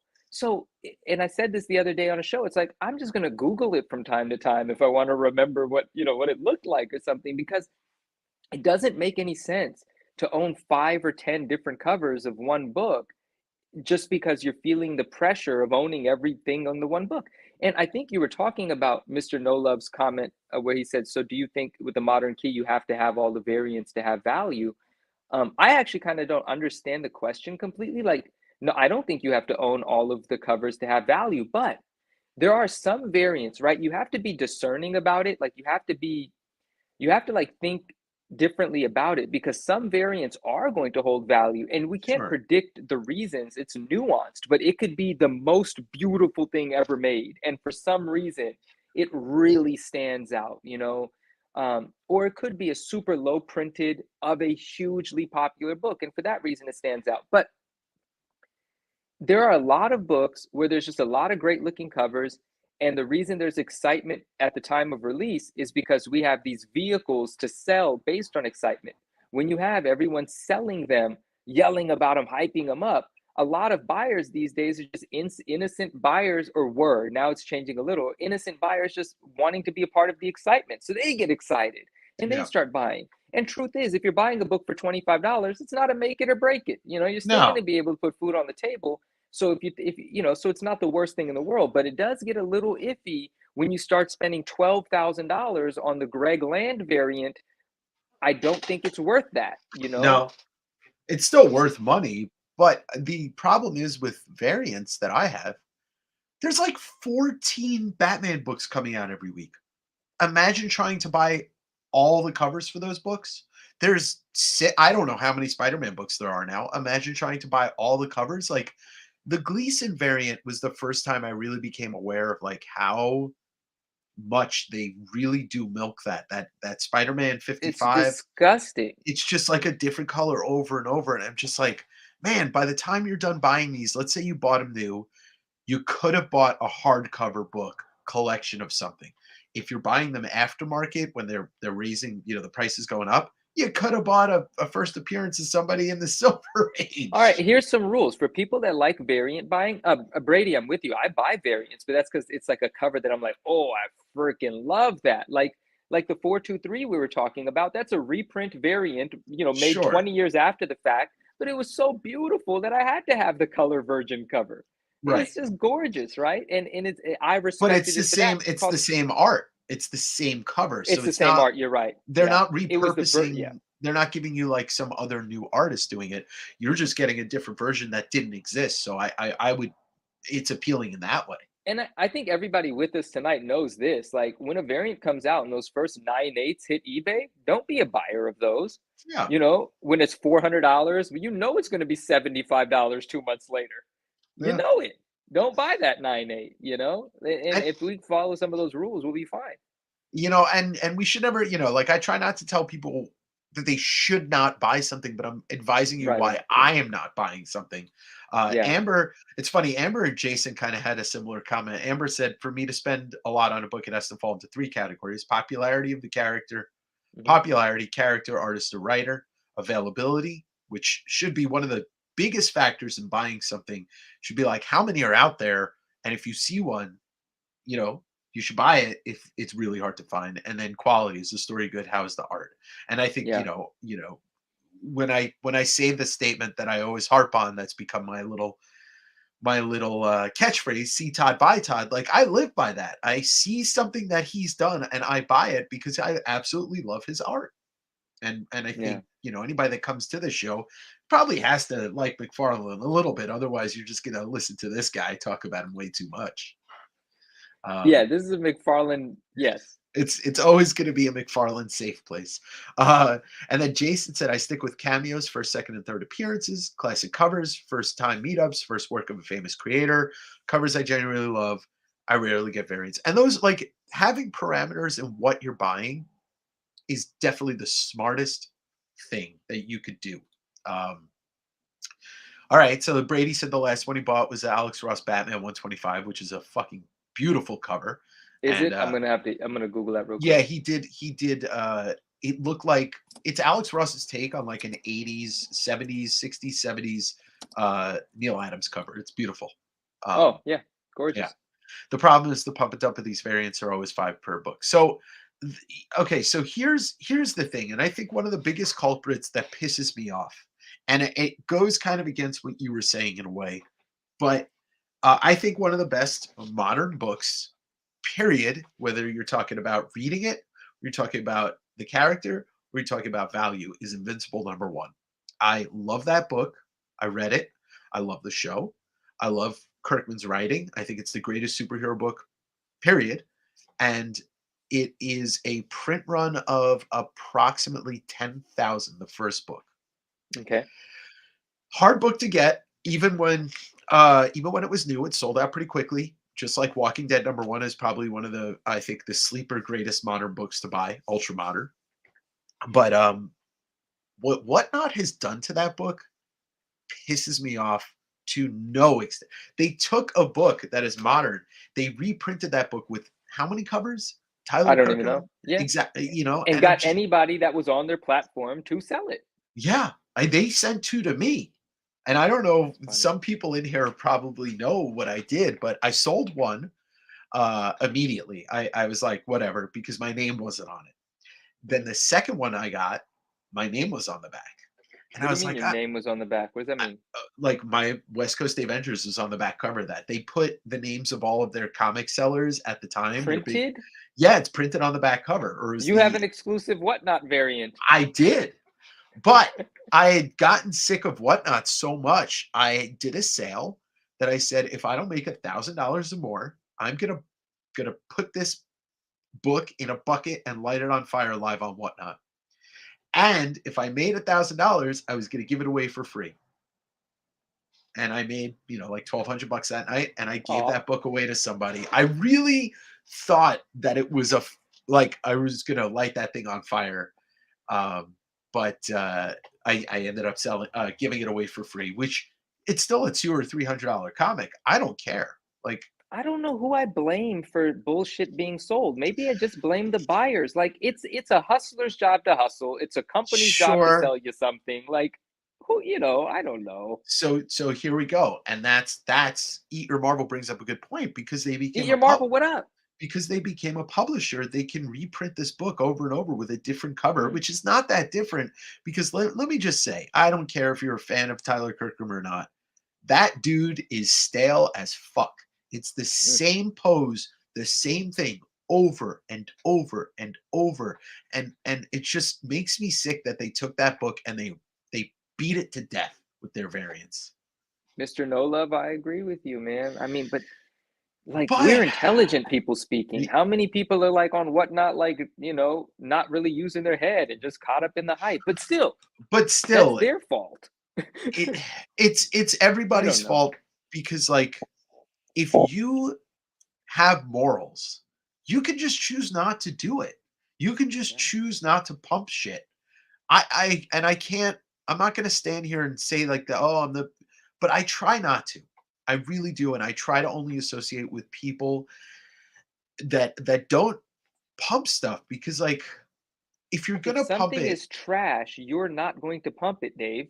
right, and I don't know. It just pains me to watch people falling for it because like there's plenty of people out there that are very genuine in the things that they love Mhm, and not even trying to sell it, Like your love for Wizard is what brought me to you mhm. because you weren't trying to sell it. You were just talking about it. I'm like, I Wizard's really gonna sell itself because it's really awesome. well, yeah, and like Maddie Comics, he loves Simpsons comics and he loves a lot of that 90s stuff because we're the same age. And like when he talks about it, it hypes me up. And it's not because he's selling it, it's because like he's super passionate about it. And I just I get really disheartened by watching a lot of these people fall for the pump and dump stuff. That's kind of what hurts my feelings too, right? Because I have friends on both sides of this and involved in books that Whatnot has given them, so on and so forth. But they even when the camera goes off and they are taking inventory of their life, even they are like, what am I doing? Right, right. You know? Yeah. And And so the conflict will lead for good people to an ethical revolution, like it yeah. did for Comics with Bueller. But Comics with Bueller, poor guy. Everyone has to watch that episode I just to, gotta I gotta watch it. I know who he is, but I need to familiarize myself with yeah, that. yeah. Mattis said he loves the Kirkham Invincible cover personally, but the value to me of the book faded away when they did the same post for every popular character. And that's what I'm saying. Like one is Yeah. cool, sure. But like imagine all Todd did was the Spider-Man pose. He actually has only done it a couple of times, but imagine he just did it over and over and over and over and over. He's It's done like it. the companies that manufacture, they don't care. They have no respect for what they've No, created. no, They are not at just all. trying to milk it and move on. They don't care about the aftermarket. They don't care if it's going to maintain collectability 10 years from now. So we get our feelings hurt because we love and we collect and we want to guard and protect. And then companies just keep shitting out variants. Yeah. So I agree also, Amber, me and you very much on the same page. The variants I like, they either tell a story or it's like a really good homage. And one of my favorite sets of homages is well, first of all, the Ed Piskor variant for Hulk Grand Design of the Hulk 340 was fantastic. But like, yeah, when it's a sensible homage or it's like something that I haven't seen before or something that tells a story, you know, yeah, there's just so much out there that like I buy collections often, and every once in a while I'll buy a modern collection, and I'll start seeing these variants. I'm like, oh, this has got to be worth something. This has got to be worth something. Wait, I just went through 8 variants of the same book, and they're worthless. you know, Yeah, it's yeah. just it's just I don't know, but uh, how I come have some. Oh, what were you gonna say? There, no, I'm gonna. This is just give you ammunition. I can't show you what I'm gonna show you. I want to see. Eat your. Oh yeah, Eat Your Marvel said. how come you need a license to print Marvel card variants, but anyone can print a Marvel comic? No, it's the same exact thing. It's still, Well, essentially Marvel's approving it and giving you permission to put your brand on it. But actually, why am I speaking as if I know anything about it? well, no, It's obviously approved by Marvel. it's approved by Marvel, but it's a hugely different process. All they have to do is pay the money. You got to get like I think each company has a minimum. I have a couple friends that have done some image variants, and so each company has a different minimum that you have to purchase. But all they do is print a cover and slap it on the same book. That's it. There's Yeah. so much less that goes into production. Cards, you can't compete with that because I imagine that if you were to try and lobby to Marvel to print a card set, you'd have to match the money that they're getting paid by Upper Deck. They wouldn't just give you the license. That's what I. Yeah. So, Yeah. I gotta spend some more time thinking. I never really thought about it too much. But yeah, that makes a lot of sense. but like I like your idea. I'm totally behind your idea of doing a bootleg one. Totally. I'm actually like legitimately I'm not worried about them saying you can't sell this. Be No. like, all right, I'll start giving it away then. Like, I don't Yeah, know. that's the thing. Like they don't really go after small people. They don't have the time. Like otherwise, my logo is an infringement. My logo is the West Coast Avengers Right. logo. Right, you right, know. right, right. Yeah. So, oh god. So, yeah, Brady said the last Ronin had 71 variants, which is I didn't know Turtles that. book. That's crazy. Yeah, and like, yeah, it feels like a never-ending discussion, but I have some friends that have variants, right, because they're popular in the community. sure, But some people rightfully should have them because 'cause they're popular, right? But sure, but why do they have it is so that they could take advantage of their audience and someone will pay for it. Oh, that cover. But some people have variants, man, and I'm just like, "No, bro, like, you shoulda just said no. You shoulda looked yourself in the mirror and be like, I don't deserve a variant. What is this nonsense?'" You yeah. know, like There's I, Marvel and Marvel's not going to say no. Image is not going to say no. You know, but nobody's that going to say no. acetate one, that Clayton Crane plastic one, Oh that wasn't even approved. They no, it literally wasn't. made it up and put plastic on it with really ugly art on top of really ugly art. I That know. variant is butt ugly.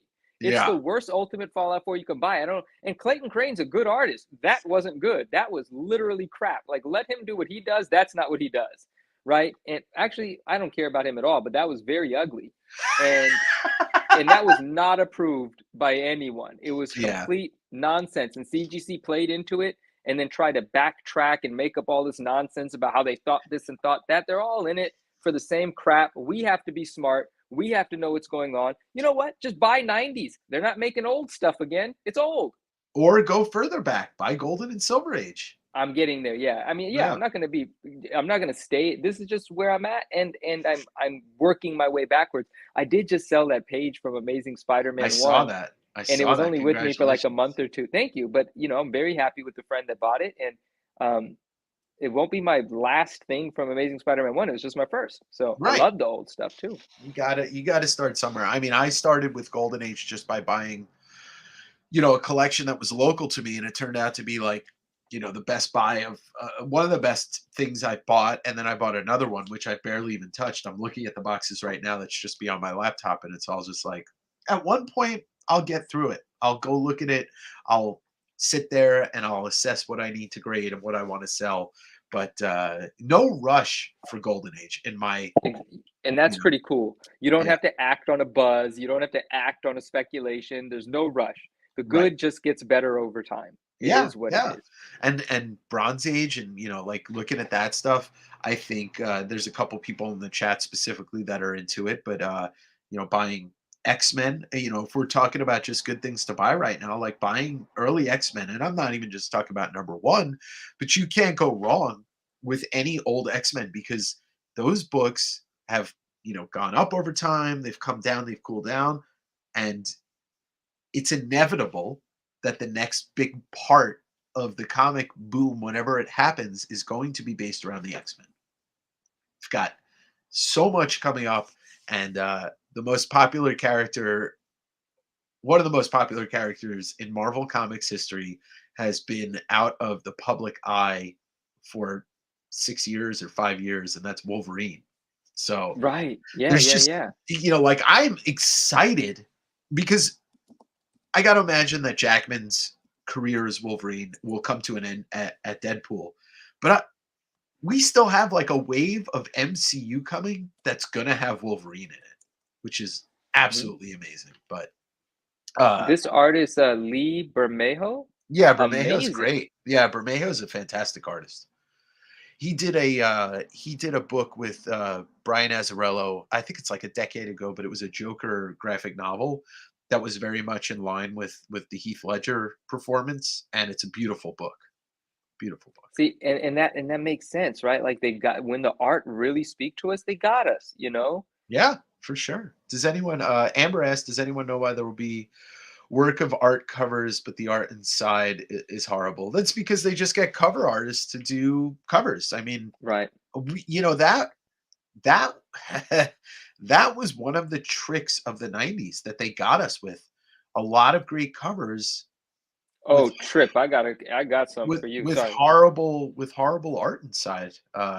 Wait, let's get to some of these comments. Andrew said they should throw some of the variant production money back to the writing of the books. 100%. Mhm. That's a great idea. Extreme Comics said, I'm one of the people that buy variant, but I only buy the artist I like or the book catching my eyes. My top, oh, so yeah, Bermejo. Right. And Yeah, that's the thing. Like, I'm trying to think. I mean, Alex Ross really comes to mind. He is probably the single greatest cover artist of all time. Man's love done, him. for his hundreds of covers, the man has done a handful of interior stories. Alex Ross, I like somebody tells me, "Oh, I'm buying all the Alex Ross covers." I'm like, "Yeah, that makes sense. He's one of the greatest comic book cover artists of all time." So, but when I see well, no, that's the point I was going to make. Who's this Mayhew, Mannheim, Mayhew guy? He did like these Lethal Protector variants that were just so ugly looking. Mike, was it Mike Mayhew? I think so. And it's just the ugliest things I've ever seen. And I don't publicly speak about it because my friends are symbiote collectors and they buy them. And I don't want anyone to, feel like I'm talking bad about them. But how can you look at those covers and say, I need to buy this? Yeah, I don't know. That's how I feel about There's, Clayton Crane. So you know what? It's the perfect dichotomy because what Clayton Crane does on his covers is what Alex Ross does with paint, and Clayton Crane does not do that with paint.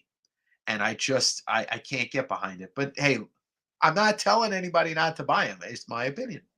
yeah. I You mean, know? I've had to say, I like some of the Clayton Crane stuff a lot. Like, I think there's some stuff he does really well, but I don't purchase it anymore because personally, I don't want to support him as a person. But also, when I'm having conversations with someone about him, I always say, personal opinions aside, nice cover. Like, I'm trying to, Yeah, yeah. be Sure. You try to be you know more but diplomatic. ultimately what an artist does to me is not more important than how the artist's energy resonates with me, and we're talking about an artist that lives in the same world as us right now. Like, Sure. his energy matters to me. I don't want to support someone who has crap energy. That's just not how No. I work. Yeah. I will say this, that man is going to need a physical therapist probably within the next 10 years.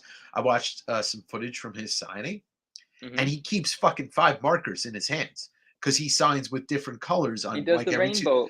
Yeah, and like as somebody that went through physical therapy for nerve damage, like that dude's gonna have some gnarly nerve damage. But anyway, it's a different point. Oh, I remember something about that. Extreme Comics, like vaguely I remember something about that. We'll get to that in a second. I know Dave Yeah. wants to catch up on this. Oh, so Trip said, Yes. Curious to hear our thoughts on parallels in modern comic cards. I recently tried to get into Marvel Metal.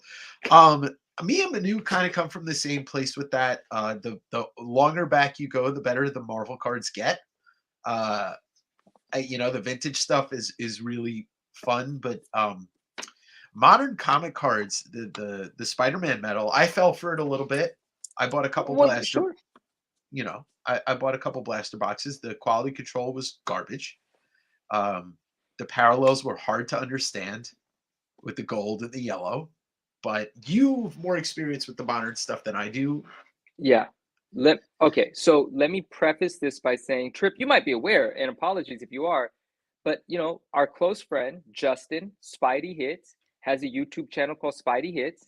And usually it was every Tuesday, the Marvel show, but it's on Sundays. And so normally I would be co-hosting that show with Justin. And that show largely revolves around cards. And Justin, as well as like his community that I was introduced to because he allowed me onto his show, um, they love modern Marvel stuff. Now, I Sure. only remember cards from the 90s, and then I was reintroduced recently, and I'm like, wait, they've been making sets in 2015, 16, 17? I didn't know. And I'll just, without getting too far into it, I will say, I think the amount of parallels, I think the way these sets are architected and the sort of like marketing required to drive them and the ideologies that they're selling are the worst. I do not like it whatsoever. And my friends love it. And they know I feel that way and we respect our, difference of opinion. I think it's dumb. Yeah. I think if you have one card and then you have the out of 200, the out of 99, the out of 50, the out of 5, the out of 10, I think it's dumb. I think they've got people by the whatevers and they're just leading them. And I think ethically it's wrong. I think the companies know what they're doing. I think it's just sensationalized gambling. That's all it is. Yeah. No one cares what the card is. They care what number it is and who they can sell it to for how much. It's the greater fool theory over and over and over. Literally, the ugliest cards in the world are being sold for thousands because this is the one that's won. It's got the purple foil on it. And then there's the yellow foil, the red foil. It's all so stupid to me. My friends know I feel this way. I don't talk about it quite this aggressively in certain environments, but I think it's dumb. And I'm not going to say I fell for it because I voluntarily get involved with anything I want to. Sure. And when the excitement for Spidey Metal was happening, I only bought one box of the hobby box, but I paid Yeah. over 500 something dollars for it, and I bought a bunch of blasters. In my hobby box, I got zero value out of it. I don't like the cards, so zero value. I mean, like Yeah. I don't even like the stuff, man. Yeah. So nothing was worth anything that I got out of it, and I didn't like what I got out of it.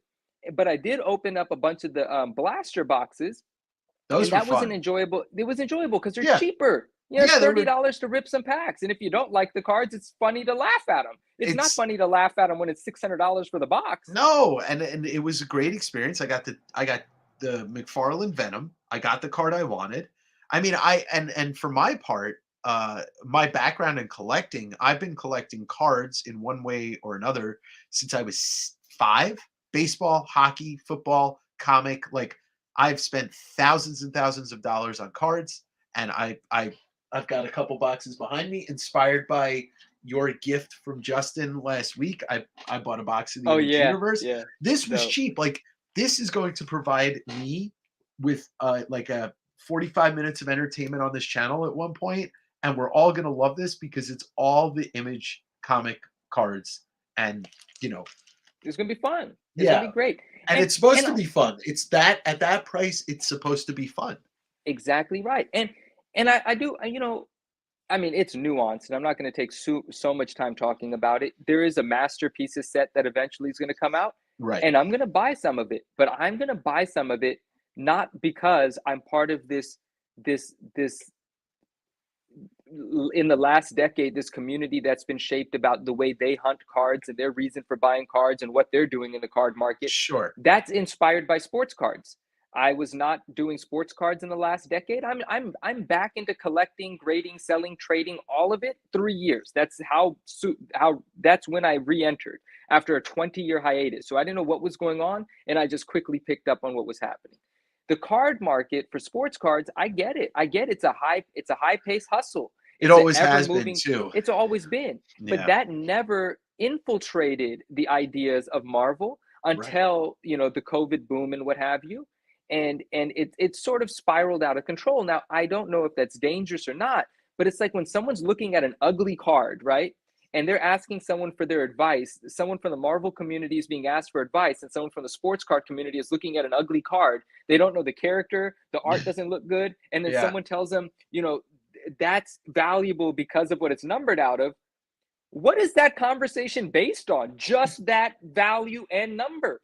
That might not be sustainable, man. Like No. that is the greater fool theory at its finest. And Because what's the other value there? yeah, there is none. I mean that it's the difference between manufactured scarcity and not. That's why you can look at the, uh a Silver Age comic and be like, this is valuable because it's this, and there's not a lot of them out there in this condition or whatever. Where you look at like a PMG, like a red PMG of a character, and it's their fourth PMG, and it's numbered out of 10, whatever. It's just like, it takes Yeah, the fun. and It's joyless. It's absolutely joyless, is what it feels to me. to us, to you and I Yeah, both, right? Because yeah, we were not engaging with it a decade ago, but a lot of our friends were, and maybe they have a genuine sure. enjoyment because that's how they know Marvel card collecting. I don't know it that way. I know it from the 90s where a box is $35, a Yep. pack is $3.50, and you're looking for holograms. Like Right. that's what I remember. And you read, and like you're reading the back, you're reading your little bio Yeah. about your character, Man, and then these ones, man. yeah. These ones. Well, The and for cool me, stuff. it was like the second. I love the first series of Marvel 90 Impel, but the second series to me was better because they were using comic book artist art. They like Eric Larson had cards, Art Adam had cards. Like Ron Lim had cards. So it's like, oh, this is the dude that's drawing the book and he's doing the card too. So Oh, Dave, let's step this up a notch. So it's obvious the companies do not care what they're selling the people buying cards these days. It's no, so offensive. It's like I can't. It's so offensive. They don't even care. They literally are selling you cards that out of the pack are like chewed up on the edges, yeah. corners jammed. None of the odds are lining up. Some boxes don't have any hits in them. Like they don't care. And then on the consumer side, everyone's hype cycling themselves into buying this stuff. Oh no, man. That's Oh bad. no, it's so It's bad. But that's why I'm down with like your theory. It's just like I'd rather open up the older stuff, Yeah. and just kind of enjoy the stuff in there, like the Joe Jusko 92 masterpieces. I'm gonna have a big discussion about that, and whenever I get my painting, and that's gonna be a lot of Oh yeah, fun. yeah, yeah. Yeah. Yeah. So let's catch up on the comments. All right. So Let's do it. Let's do it. Brady thinks they'll go the X-23 route instead of Logan. They will do X-23, but there's no way you're going to have an MCU without Wolverine in it, and that's Logan Wolverine. He will become their biggest selling product that they could have. Mark my words. Trip, yeah, we Oh, got Kev, we'll get there. We'll get there, Kev. Sorry, I'll be jumping ahead. A Vicious Circle. I don't know that book, but I will put it in my mental list. Uh, it won't be hard to adopt a new actor as Wolverine. We've had 3 Spider-Men. We've had 15 Batman. There is absolutely no world that we live in that they cannot find somebody to play Wolverine. They have had more good Batmans than they've had bad Batmans, and that is from a Batman freak. I mean, Todd ASM, great cover, no filler. I'm missing. I missed what that was about. Old Man Logan, they could do that too if they wanted to. Hate it when the cover art doesn't match the interior art. Batman Doom, they came to Gotham, but Mignola did the covers. Yeah, Mignola did a lot of covers for Batman that he did not do the interiors. It's the same with a lot of the 90s stuff that we got a lot of guys doing covers. Image was very guilty of that. A lot of Liefeld covers, a lot of Jim Lee covers, a lot of Todd covers. Luckily, we got Greg Capullo when Todd decided he didn't want to draw anymore, which Capullo's sick. Capullo's amazing. He is now a legend in his own right. The guy Yeah. did like 100 issues of Batman and then what, like 50 something issues of I'm sorry, like 100 plus issues of Spawn and 50 plus issues of Batman. My mom and Mm. uncles talk about the X-Men cartoon religiously. Yeah, see, that's the thing. There was a point in the 90s where you could not go anywhere without seeing X-Men t-shirts, lunchboxes, figures, animated show. Like the X-Men were everywhere in the 90s. They were arguably the biggest pop culture thing in the 90s. And we are 25, 30 years later, and or sorry, 2000, obviously they came to the movies, but we're a decade later without X-Men. And the X-Men come to the MCU, it's going to do something to comics that is going to be a very pure boom, and it's going to be awesome to watch. Are people uh, with the X-Men coming to the MCU, right? Yeah. Are are actually no. We'll talk about that later. Like Okay. what's baked into prices of books, blah blah blah. We'll talk about Right. it Extreme comments talking about Mike Mayhew and the incident where he was like visibly a piece of shit to one of his fans on Instagram. And if you look at a picture of Mike Mayhew, he just looks like a fucking unhappy little troll. Mm. 95 metal had 3 variants, base, silver, flashes. Right. And that was very easy. You get one per pack, and then you get the others were a little harder to get. But that was the 90s were full of doing like only a couple parallels without numbered cards. Plus, Yeah, Dio, I'm with you. I get yeah, it, but it's yeah, just different. Now it's to the max. It's absolutely absurd. And I know it's my opinion only, but I mean I can only express my opinion. It's to the max. When you have a set where you can't even tell the color parallels apart, you've lost your mind. right, right. Period. And plus, when you have a set where you read the bottom of the box and the parallels is like a 3-page novel, and the odds of yeah, it's just anyway. It's gambling all day. I'm grateful. Got me. Yeah, I like gambling with packs to an extent. When it costs me the same price as a 5-0 first Black Panther appearance, nah, nah, nah. There was a comment from Each of Marvel that was on the screen, but it's gone and I don't where was it? It The wasn't the Hugh Jackman one. Is that the last thing Each of Marvel said? Oh, maybe that was no, it. Okay. it was the yeah, that was the last thing. Well, we'll Okay, get to got it. it. Yeah. All right. So let's see. Hold on. Let me get back here. Uh where was I? Oh yeah. Uh yeah, and Amber, hits the nail right on the head. The cartoon was an experience. The theme song, Oh like yeah. yeah, and it was a great mix of two of the most popular people in comics that ever touched the X-Men: Chris Claremont's writing and Jim Lee's art. There's a They new took X-Men animated coming out, right? yeah, it's supposed to be out this year. Yeah, That's good stuff. so it's gambling. I enjoyed Zero the art. Oh yeah, we're talking about cards. Thoughts on Love and Thunder? I You would have want? sold them too. Kev, don't get me wrong. You know I like selling stuff. If I would have happened to have the cards that people were spending that kind of money from, I would have been a seller. It's not like I'm be like, this is ugly, you shouldn't buy it. Give me my money. You want to pay for it, here it is. Yeah, yeah. I look. I just think you're right. They are taking advantage of people at a level that is beyond what card companies used to do. And Tripp kind of said it too. Tripp said like you couldn't get those cards when they came out. Like they bottlenecked the entire market by you can only buy boxes from like 3 places. It's Yeah. you used to go first of all, well, let's just go back a little bit and talk about how hobby and retail boxes didn't exist in the 90s. There There wasn't was a one thing. box. It was just Yeah, one box. right. You could go to a card show and everybody had bought boxes and cases and you could buy them. There was no price gouging. The first time I remember seeing price gouging, and I admittedly scumbaggedly was partaking in this, was when Pokemon cards became a thing. Hmm. And like I worked at a retail store that sold them and I used to just buy them and then resell them. I'm not And mad like, at you, bro. well, because like, right, it's just how how life was. It was early days of eBay, but like when we were buying cards, like yeah, there was no retail and hobby, there was no unavailability. It just wasn't a thing, and then they just decided to make everything so hard for normal people to buy, and And we never had cards sell for $250,000 either. no, no. Well, in the non-sports market, of course not. Like the baseball markets, it's the only place that you would ever see cards sell for that much. Hmm. Wayne Gretzky famously bought, I think it was Gretzky that famously bought the Honest Wagner tobacco card that, whatever, Hmm. however many hundred thousands of dollars. Hmm. Okay, very cool.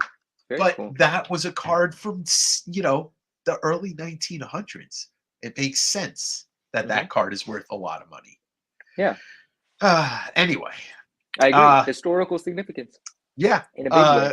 Brady, I loved Love and Thunder. I know not everybody did, but that's just me. I thought it was hilarious, and I like Taika Waititi as a director, and I love Chris Hemsworth as Thor, and Natalie Portman can Ooh, hit I me with a like Natalie hammer. Portman.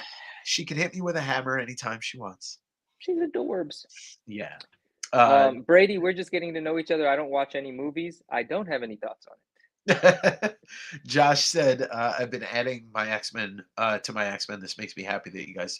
Well, look, Yeah. if No, you go adding X-Men is a good idea, I think. I don't, yeah. well, the X-Men's just it transcends so many generations at this point. And it's just a fact. But I in the 90s, and Manu, you could totally X-Men You and know, Spider-Man is Marvel for me. I'll just say that. I know there's every other layer, but for me, Marvel is X-Men and Spider-Man. well, yeah, because we're kids from that grew up in the era where Yeah. like you watch the Spider-Man cartoon, you watch the X-Men cartoon, you go to the arcade with your friends and you play the X-Men arcade game. Like it was everywhere.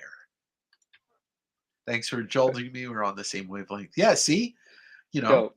it's a Oh, weird landscape to be part and of. Trip, I also, even though I have a passionate, like an opinion on it, I also say this: it is what it is, and as long as we know what's going on, again, self accountability or accountability, we can be smart, we can navigate it. We don't have to feel pressured to buy anything, and if we got something that somebody wants to pay for, it is our duty to sell it.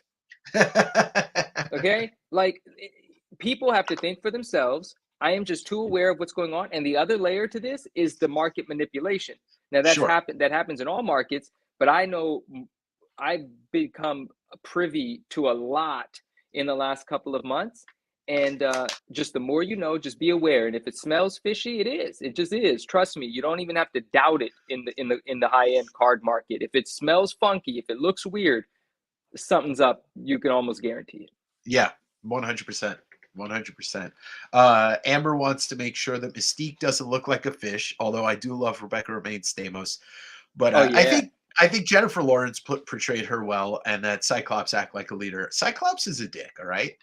Uh, Oh, Brady, uh, have a great night and thank you for the follow. I'm using my phone. I'm on Do Not Disturb, but as soon as we're done, I'm going to shoot you a follow and connect with you there. Have a wonderful night. Thank you for joining us. Bye, Brady. I'll see you soon. Oh, by the way, a shameless plug. We're at hour number 2, but this Tuesday, I'm going to be doing a live sale. West Coast Wednesday is moving to West Coast Tuesday this week, and Okay.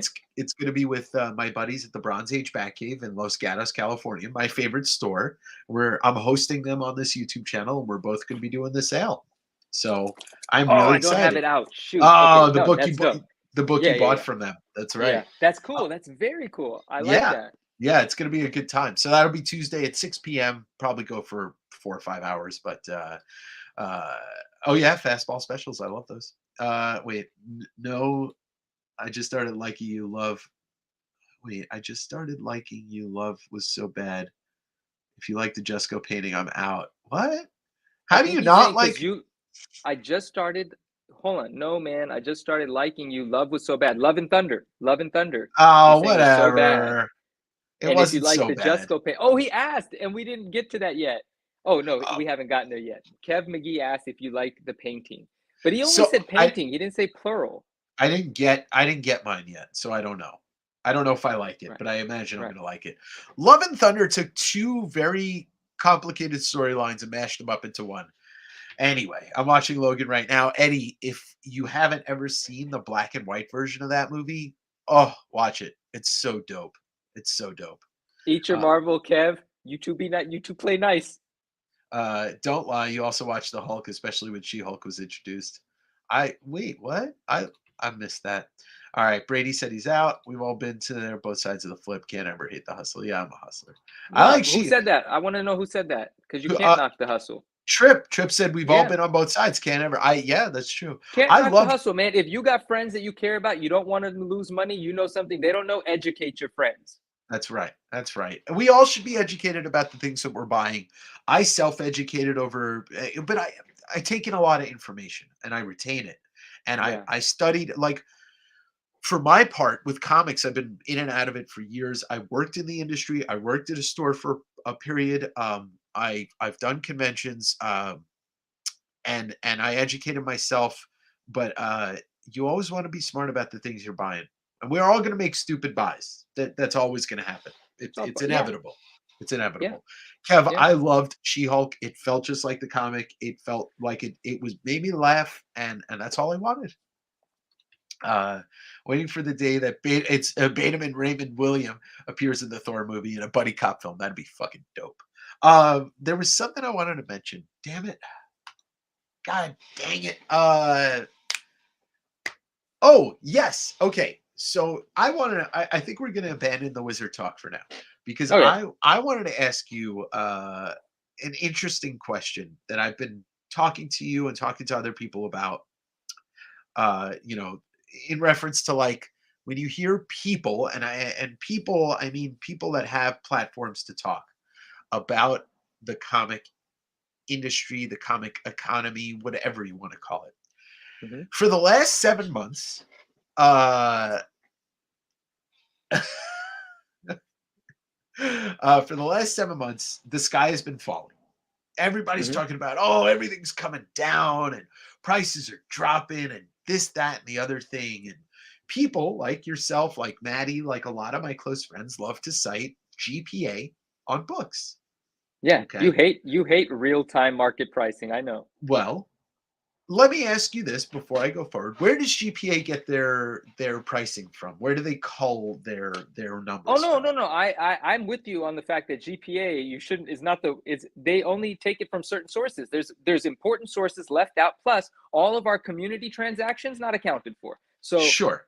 you But can't take it as the thing, but it's one of the things you use. it's one of the things you use, but at the same time, like people talking about the industry falling, you know, I feel like a lot of people are just listening to one or two people and repeating like a parrot.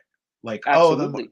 the market's going to, and as somebody that does this 175% full time, which means I live in a 36-hour day. Uh, I work 42 hours in a 36-hour day. But you know, I wonder where all of this is coming from because where I see it financially, I'm not seeing it. I am not See, you're seeing it. not seeing a decline in comic sales? No, I'm not.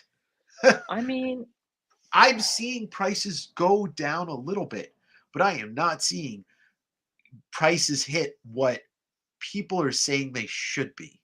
how Or many years have you sold books for?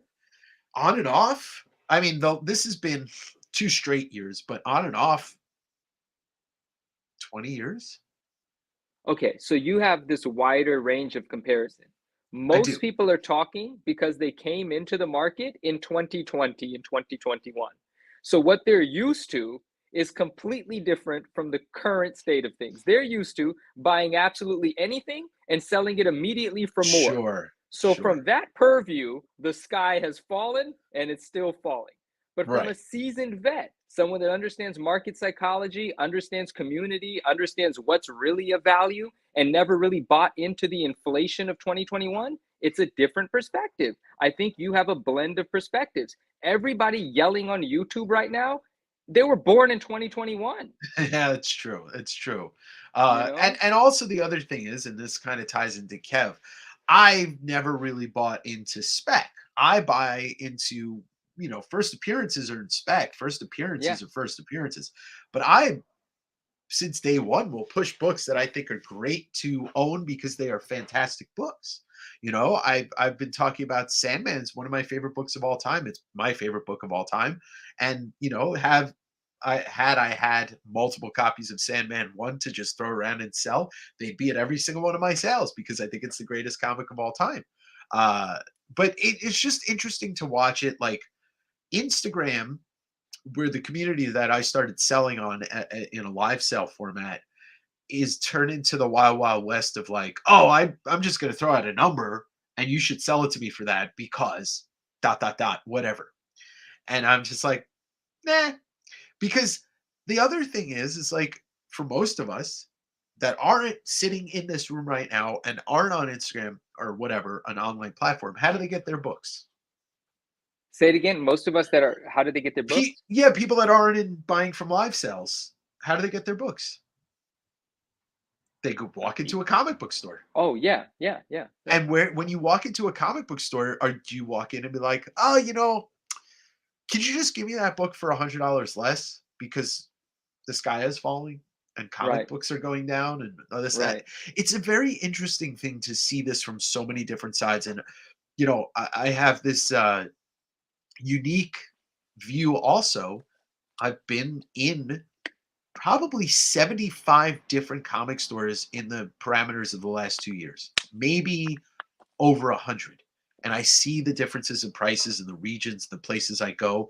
As you know, the Bay Area is somewhere I frequent often, and Mhm. I personally know some comic stores, you know, like owners and stuff that I walk in and like it's just weird when you look at the echo chamber of the internet and people, and I'm not trying to single anybody out, but like when I hear Sure. people say GPA, I'm just like, it means absolutely nothing to me because this market is not, it's not a predictable thing. It's not a futures. It's not oil. It's not heat. It's not a resource. It's just collectibles. Right. And I know where you're coming from, and I appreciate it. And then the other interesting thing about that is when let me try to gather. This is a conversation that has a lot of layers. I say that about everything, but it like truly does have a lot of layers to it. It And does. GPA, I love eBay. So okay. I'll get some clarity. Psychology. Psychology. Sure. Whatever narrative is being echoed the most is what's going to affect the market, not the Right. actual market. So that lends to what you're saying. The fact that people keep saying the thing, it's a self-fulfilling prophecy. Because if you as a buyer, if all you've heard is the market's falling, the market's falling, the market's falling, well, you're not going to buy. You're going to wait for it to fall even more. Sure. Waiting and waiting and waiting. So when you have a bunch of sellers that got a bunch of books out there that nobody's buying, what do they have to do? They have to drop the prices. They're fishing for a buyer. Market psychology is what makes the market. The market doesn't have a life, a pulse of its own. It's Yeah. what Yeah. people think is going to happen, and they're acting accordingly, right? You're supposed to act opposing the masses. That's how you succeed in markets, right? If everybody's buying, you're supposed to be selling. And if Yeah. everybody's selling, you're supposed to be Supposed to be buying. buying. Yeah. Most people can't do the opposite because I've talked about this. Fear controls you. When something's skyrocketing to the top, fear of missing out on more gains prevents you from bringing the cash register when you have gains. And then when things are going down and you're supposed to be buying, fear of it going down even more keeps you from engaging in Right. purchasing. So if Right. you are just doing what the masses are doing, you're always going to make a mistake. You're just going to do what the narrative is. The narrative is always wrong. You don't want to follow the general population. You think the masses are smart? No, very few people are actually smart. Everyone Exactly. else is everyone else. You have to be the smart person or follow the smart people. And that's harder to do. But the market is coming down because the It's narrative sure. is such. Sure. We can't argue that, we can't avoid that. Some books are sort of immune to it. Some platforms are sort of immune to it. You can develop a community of buyers that agrees with your philosophy, and they're going to engage with you as a seller. Me, dude, I sell things for cheap all the time just because I feel like it. The book I Yeah. sold today, but it's the way that I have fun. The book I sold today for $225, that book is a $350, $300 book. And it's a scarce book. It's a And it's a scarce book. scarce There were book. two on eBay. Both on eBay were $350. I sold it for $225 because I felt like it. That's all. Sure. And I'm always happy to undercut what like the main price is, especially because I have that unique ability to buy some Fade of the this stuff. public. Heck yeah. Sorry. Yeah, Yeah. I have the unique ability to buy stuff cheaper than most people can get it for. You know, Right. that's Right. why people enjoy this weird show and community I've created because I'm the guy who buys a collection of comics for $600 not knowing there's a giant size X-Men in there. You know, Yeah, like that. exactly. And Yeah. I Yeah. Yeah. want to share that with people. Like I want to keep doing that. But it's just like it seems like a very disrespectful thing when you're selling books and people are like, "Oh, you should sell that for less. I'm going to offer you $150 less than you're asking." I'm like, "Good for you. Go buy it from some fool that'll sell it to you for that." Now let's talk about this. So when someone's offering you 150 less, let's put a price on it. Let's make this a scenario where I get to put myself in your shoes and see what I would do. So what's the price of the book that someone's offering you 150 less than what you're asking? Shit. Let's just say, for example, ASM 300 Okay, what's the price you're asking? 625 And so you're saying if someone offered you 475 for it, or like 500 shipped. um, I mean, I wouldn't be too far. I'd be like, that's too low. But it also depends on where am I eating at, right? Like, Sure. what's my margin on that book? But like, I'm not offended by that whatsoever. Well, I just, Whatsoever. I'm like, let's regularly. play ball. Let's now the conversation has started. Yeah, and then I But respond with you, I know you. You look at the screen and you say, "How about no?" well, and it's also about self-respect. It's I also know, about I know, self-respect. I And agree. like there are some things that like most people in here that have bought books from me, I'll be like, yeah, whatever. Cool, let's do it. Because I respect people that are want to buy books from me, and I want them to come back. And how do you get people to come back? You treat them with respect, you give them a good deal. But there's also the point where it's just like, man, I don't need to do that. Like I know what this book is worth, and I know where it's been, and I know where it'll go again. And I'm not struggling to pay my rent, so I don't have to sell it and cheapen myself. And Yeah. I just it's interesting. It's a very interesting dichotomy, but I see the way that certain platforms and people treat each other, you Kev, I'm know? glad we're starting the conversation. We will come to a place where that works. I love he said, "I love a comic shop. I have a little pull box and all." First off, uh, see, first off, He's I got can't, I can't, I can't emphasize this more. Support comic stores. Support comic stores, It's even if right here, Kev. It's it's right here. This is so what he just offered me $500 for.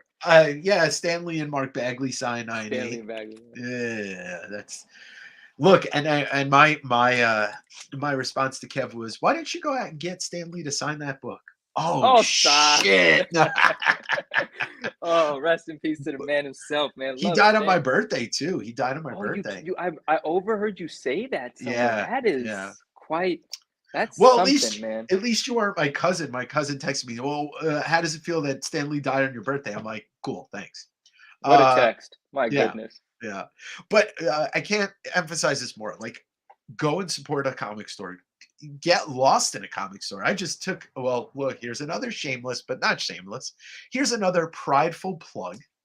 I I just like that. I just posted the second video of the comic book field trip that I took with Dave. We hit 13 stores or something over the course of like 4 days. I could get lost in a comic shop every day for the rest of my life and not feel bored. Right. You will find stuff in comic shops. You will find owners. You will meet the most unique people, Mhm. and you'll support. Even spending 10, $15 at a comic shop helps that comic shop. Talking Let about me that comic shop. I'm gonna tie this in a little bit, and I'm gonna leave the name of the shop out because the shop is a great shop. But there's a little bit of negativity, not negativity, but so let's say 2 years ago, I'm already on my wizard thing. I already Sure. know I love wizards. I'm buying wizards, right? So I go into a local shop within a 30-mile radius from here, and I say, "Hey, you guys have any wizards?" Wizards? Nah, I mean, maybe I got a couple in a box somewhere. Like, I had them in the 90s. I probably had this shop 30 years, whatever. I probably got some. I said, "All right, well, you want to pull them out for me?" No, I'm not going to spend my time to pull those out because Ah, we don't need to get any wizards. I was like, "I'll buy them all. Like, however many you have, I'll buy them." All right, forget it. You got any Marvel cards? Marvel cards? Those things don't sell. I tried to sell a couple of sets for $30, $40, couldn't sell them. I said, "Well, it's nuanced, like there's certain ones that are worth a lot and the market's kind sure. of picking up, but you don't have anything."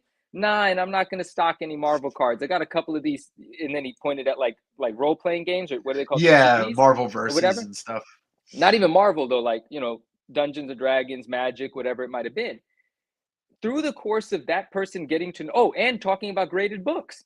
Oh no, graded this, graded that. Through the course of me figuring out the landscape over the last 2 years and visiting that shop and that shop owner has completely crossed over to this side of things. Of Wizards course. are part of our constant conversation. Marvel cards have not become yet, and there's been an extreme amount of education on graded books. Right. And and I love that because most comic book owners, comic book shop owners, they've owned them for decades. This is all It's new old s territory. it's very old world, yeah, Yeah. yeah. So Uh, anyway, that's all. Yeah. Speaking of, Marvel, hi there, Justin. Justin's What, Ju Justin? What's up? Justin's in the house. Justin Justin, have you been here secretly, or did you miss the part where I was bashing numbered cards and saying repeatedly, "My friends are going to be mad at me, but they know I feel this way." so, so, so, hello. His ears were ringing. Well, yeah, and I've been in so many different styles of comic shops over the last 2 years. Like I could pick out a story for every single one, just like the guy, at this Fallout Comics in Portland that sold me a Crow 1 through 4 for $175. Like just the wildest stuff. Wait a second. Those first prints that were on the post, You paid less than $200 for all 4? I did. That doesn't make sense to me on any level. Nope. Nope. Not at all. Not at all. It doesn't make sense to me. I own them, and it doesn't make sense to me. And Congrats. Wow. thank you. And we sat there, and he looked on eBay. I don't know. I don't know. Oh, yeah. I know. Oh, yeah. No, Justin. Yeah, I know. Well, look, Justin, we appreciate Marvel cards for different reasons, but we appreciate them, and that's the thing that brings us together. The guy absolutely is right. of Marvel. Manu breached his contract appearing on a different YouTube show on Sunday. Look, to be fully honest, I heard Justin say at the end of his show on Saturday morning that he was possibly not able to make Sunday show. So I texted Manu and I said, "Hey, if this comes true, I want you on this show." And I said it in exactly that voice. And I think Manu, so. I remember yeah, that voice. Manu got scared and he said, "Yes, okay, all right, yeah, I guess I have to now. yeah, The yeah, voice came out. yeah." But Justin, I also said that I am buying masterpieces. You did. And once we find out who the artist is, I'd be interested. You know what? Why? Here's an idea for Marvel cards or Upper Deck. And why haven't they thrown a boat of money at J. Scott Campbell to do a set? Justin, do you have any answers? Because I don't know. I mean, like, yeah. I don't know. Wait, what is moonlighting at its greatest? Is that what I'm doing? Am I moonlighting? Yeah, you're moonlighting on my show. Yeah. Does that make me He's a moonlighter? yeah, that makes you Bruce Willis in moonlighting. I like it. I It's think. just like when the Flintstones used to show up at the Jetsons. Exactly. Exactly. Oh, We're you just multiversing. we are. This is a different. You're in Earth 624. I'm in Earth 420. It's wild. It's wild. Oh no, not for Marvel Masterpieces. He says Campbell isn't on brand for Marvel Masterpieces. So Yeah, I agree completely. just in general Yeah. though. Like, Yeah. why aren't they? You know, that's the thing. And I've said it on his show before. We've all said it. Like, why aren't they doing artist-based series? Like, most of these guys who are doing contract work for certain companies, they're in it. They would love to get paid. Imagine, Upper Deck or whoever took the money and, well, we're going to make $35 million on this product. Let's take $1 million of that, throw it in an artist, and double our profits on the next set because we got one of these big names to do it. But nobody wants to invest in the right people. So Spidey says because it's free to use the comic art. Free to use the comic art from Campbell already. Yeah, I mean that's what Kev said too, but this show is like Scooby-Doo and Batman. Row, row, row. I want to remind everybody. Hold on. Let's just go back to this camera for a second. So anybody that's watching that wasn't here from the beginning, next week I'm going to introduce, this week I'm introducing it, but we're doing the first ever Davengers, West Coast Davengers comic club.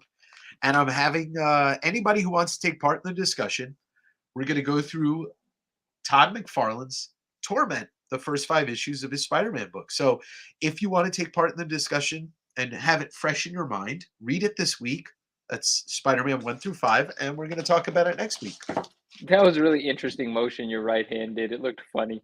What did I do? When you were collapsing the stack of books, it was just a very interesting motion for your hand. It caught my eye. I don't know. No, that was more normal. You'll see it on the replay. I'll have to watch it on replay. Yeah. Free as in Upper Deck has to ask J. Scott Campbell. Yeah, exactly. Has access to. Yeah. Variants probably make way more. Yeah, Justin, I'd love to hear your opinion on what I'm about to say. I thought something was rather fascinating, and I've had several conversations about just the state of the world, right? Sure. But here's what I thought was really funny, and let me know if you're picking up on what I thought was funny or why I think it's noteworthy. It's not funny, whatever. So you have the gem set. By the way, I have not watched the video yet. So if there's more in that video, I'm talking about from a previous video when I figured this out or learned this, and it was at the beginning of Saturday's video, but I wasn't able to complete the video, so I still have to watch it. But the gem set is this female-based set. It's all the ladies of Marvel. Sure. Right? But then you have like this, like the higher end card that you can get out of the box. I believe it's called, don't quote me on this, Justin will definitely clarify. I think it's called the Exquisite, or like there's one other pack in there that has the higher end card. And out of there, you can get a male character. I thought the dynamic of that was really weird. It's like, here's the all woman set, And but the then most valuable card's a man. And it's like, wait a second, did that strike anyone else as like fruity? Like, what? I mean, it's just, yeah, it doesn't surprise me, unfortunately. And I just thought Unfortunately at that was all. interesting. Yeah, Yeah. it's an interesting one to me. It's fun. To reiterate, Andrew, and ask Kev. So next week with the comic club, I do like, this is Todd at his best, like in all ways, shapes, and form. I think this is his best work. Interiors, covers, the story, like all of that stuff. So I'm excited for people to read it and revisit it, or read it for the first time. I agree with Jason on this. He said he's shocked there's no Marvel DC card set by Ross or Campbell or McFarlane, Jose Luis Garcia Lopez, Bruce Timm, etc. They would, of course, they would sell like crazy, but that's what we're saying. These companies don't want to put the money out to get these guys to do that when they could just recycle old art. You know, it's the shame Andrew's of it. right about what he said. Yeah, I don't even know what's going on, but I hope Marvel Masterpiece is great. Um, you probably already read Andrew's comment. Yeah, Yeah. yes, yes. Yes. You Of flip through course. one of those books, any one of the five that Dave just showed. There are panels in there that you're like, what the heck? This should be a Yeah. poster, a printed, matted, framed. Oh, I love this stuff. His But I his mean, I'm also like personally like in love with this stuff. Well, but his art was dynamic, and it feels dynamic when you look at Todd's art from his early in his career to the end. I mean, one of the I also brought out a couple of things to show, like for future comic clubs, and to go along with that, I think one of the single greatest comics that Todd is ever involved in. I want to do is Spawn #9, written by Neil Gaiman, the introduction of Angela and medieval Spawn. So Mm-hmm. that's on the table for a book club. Mm-hmm. Also, this is one of my favorite books that I've read in recent memory, and that's God Country by Donny Cates and Jeff Shaw. And Donny Cates cites McFarlane as one of his influences, and the way that Donny Cates writes is very dynamic, just like Todd's art. So um, so yeah, I'm looking forward to doing some of that stuff with the community. I like Uh, that. Before we get too far away from the card thing, I want to read Justin's answers, and sure. I want to take those in. He says, "Exquisite is correct." So he's saying that insert is exquisite is correct, and yes, males, but you can get male cards from fat packs as diamond cards. That see like this is what Justin knows what he's talking about. I don't know what the fat packs of diamond cards are, so I'm assuming that's a different sort of distributed pack for the gems set. So in those packs, you can get male figures, male characters as well. They're diamond cards. So I see the words, but I don't know what it means. But then he says the guys and gals have similar inserts and rarity, but ladies are more heavily featured. No, I'm saying I think that's good. That's really good. It's a Yeah. ladies set. It's supposed. The way that I took it the first time I heard it was just weird. It's like, here's an all ladies set, but the only rare inserts are men. And I'm like, then how are you celebrating the ladies if you still put the men on the expensive card pedestal? Like, it Yeah. was weird for me. But now it's being broken down, and it seems like maybe I misunderstood certain elements of it. Yeah. And then he says, guys, before your great conversation sucks me in, I've got to settle in from being gone. Okay, love you both. Have a marvelous show at night. P.S. Everyone, Manu celebrated a birthday. Oh, they Yeah. found out. Thank you, Justin. Love you. We, Appreciate we, you. we We'll will continue wish this conversation. we'll wish Manu a happy birthday again, and probably won't be the last time. But get some rest, Justin, and Sleep well. thank you, Thank my you. brother. And yeah, we'll talk soon. But yes, happy birthday to the 9.9. There he is, Mr. Newsstand. Thank you, my friends. Love you, You know, Justin. Have a good night. It does make it appear that the male's inserts are more featured directly. That's because they're afraid that they might alienate their moronic people that think that women shouldn't be on trading cards. That's it. They don't want to take a chance. They don't want to take a chance. Look, I don't get it. But look, I'm not somebody said because it's a simp set, Who said that? Kev said Kev? it. Yeah, that's funny. Yeah, I yeah, there I, you I go. want to see more of that set though. Like the ladies. Like I don't care that there's men in that set. I like that set because I want to see the ladies in the set. Like I want to experience more of that set. So I got to watch Saturday. I got to watch the video. There's a whole video. They ripped through a bunch of boxes. I haven't watched it yet. Sure. I have to Sure, watch sure. that. I could even rip a box if we want to do You have that. gems back there? I don't have gems. I Oh, have something very obscure though. Happy birthday from Card and Comic Freak. So I thank do you, my have friend. this, which I got on the comic book field trip. This is a faded. The colors faded on it because it It was in the sure sun. is. But this is a Hulk film and comic cards from Upper Deck in 2003. The reason why I want to rip this is because there's a chance for a Jack Kirby cut signature in here. And it's oh god, the odds. I don't know what the odds are. Let's see. Um they're numbered to 1, but it doesn't say the odds. It's literally numbered Oh, to 1. oh, that's it. Oh, Andrew, no, we like stopped on page 4 because the conversation went elsewhere. He said, "Did you get to page 196?" I think we need to just see page 196 in the Wizard book real quick. All right, let's take a look at it. Each what did wait? Dang it! I keep looking at the each of Marvel. I'm gonna get back to that. He said optics are relative, my man. What did I say? It wasn't you, it's what Tripp said was regardless the dissonance and optics of having males being the chase in female centric. Because I agree with Tripp. Oh, I agree with both. I agree. I mean, I agree with the fact that optics are relative. Absolutely right. And then Trip, I agree with what you. That was my initial reaction. Like Trip, you're. Oh, That that's was my reaction. right. I saw this and I was going to Oh point this no, out they to you. put the I pocket totally guide in there. forgot. Yeah, they put the pocket Andrew, guide in there. nice, nice, Andrew. Oh my god, the odds of pulling a Kirby Oh, card is Justin's still one. with us. It's 1 in a million packs. All right, Justin. When you wake up in the morning, you're gonna have a DM with that Kirby card. Yeah. So yeah, this is the Wizard Pocket Ashcan edition that By the way, I know. I think a lot of people here don't know me from Instagram. So if anybody has this, oh you have sure. $1,000 guaranteed from me. I don't care the condition. Just have it be complete, and I will PayPal you $1,000. It could be in the middle of the night. It could be today, tomorrow, a week from now. $1,000 bounty, please, anybody. Thank you. Alternatively, if you have one, you're welcome on this channel anytime. Send it to 2101 North Mason Avenue, Tacoma, Washington 98406. Why am I on the screen? So I was putting you on blast. Anyway, Dang it. yeah. So this is that pocket edition. The like little like, hey, we made this to tell you that this is coming. Yes. And they The only font is different. It's not the Wizard font that made it onto the official magazine. right. So yeah, that's that. So okay, getting back to this, it's 1 in a million packs to get the Kirby. Do I think that I should open it? I don't know. Should I open it? Should we do it?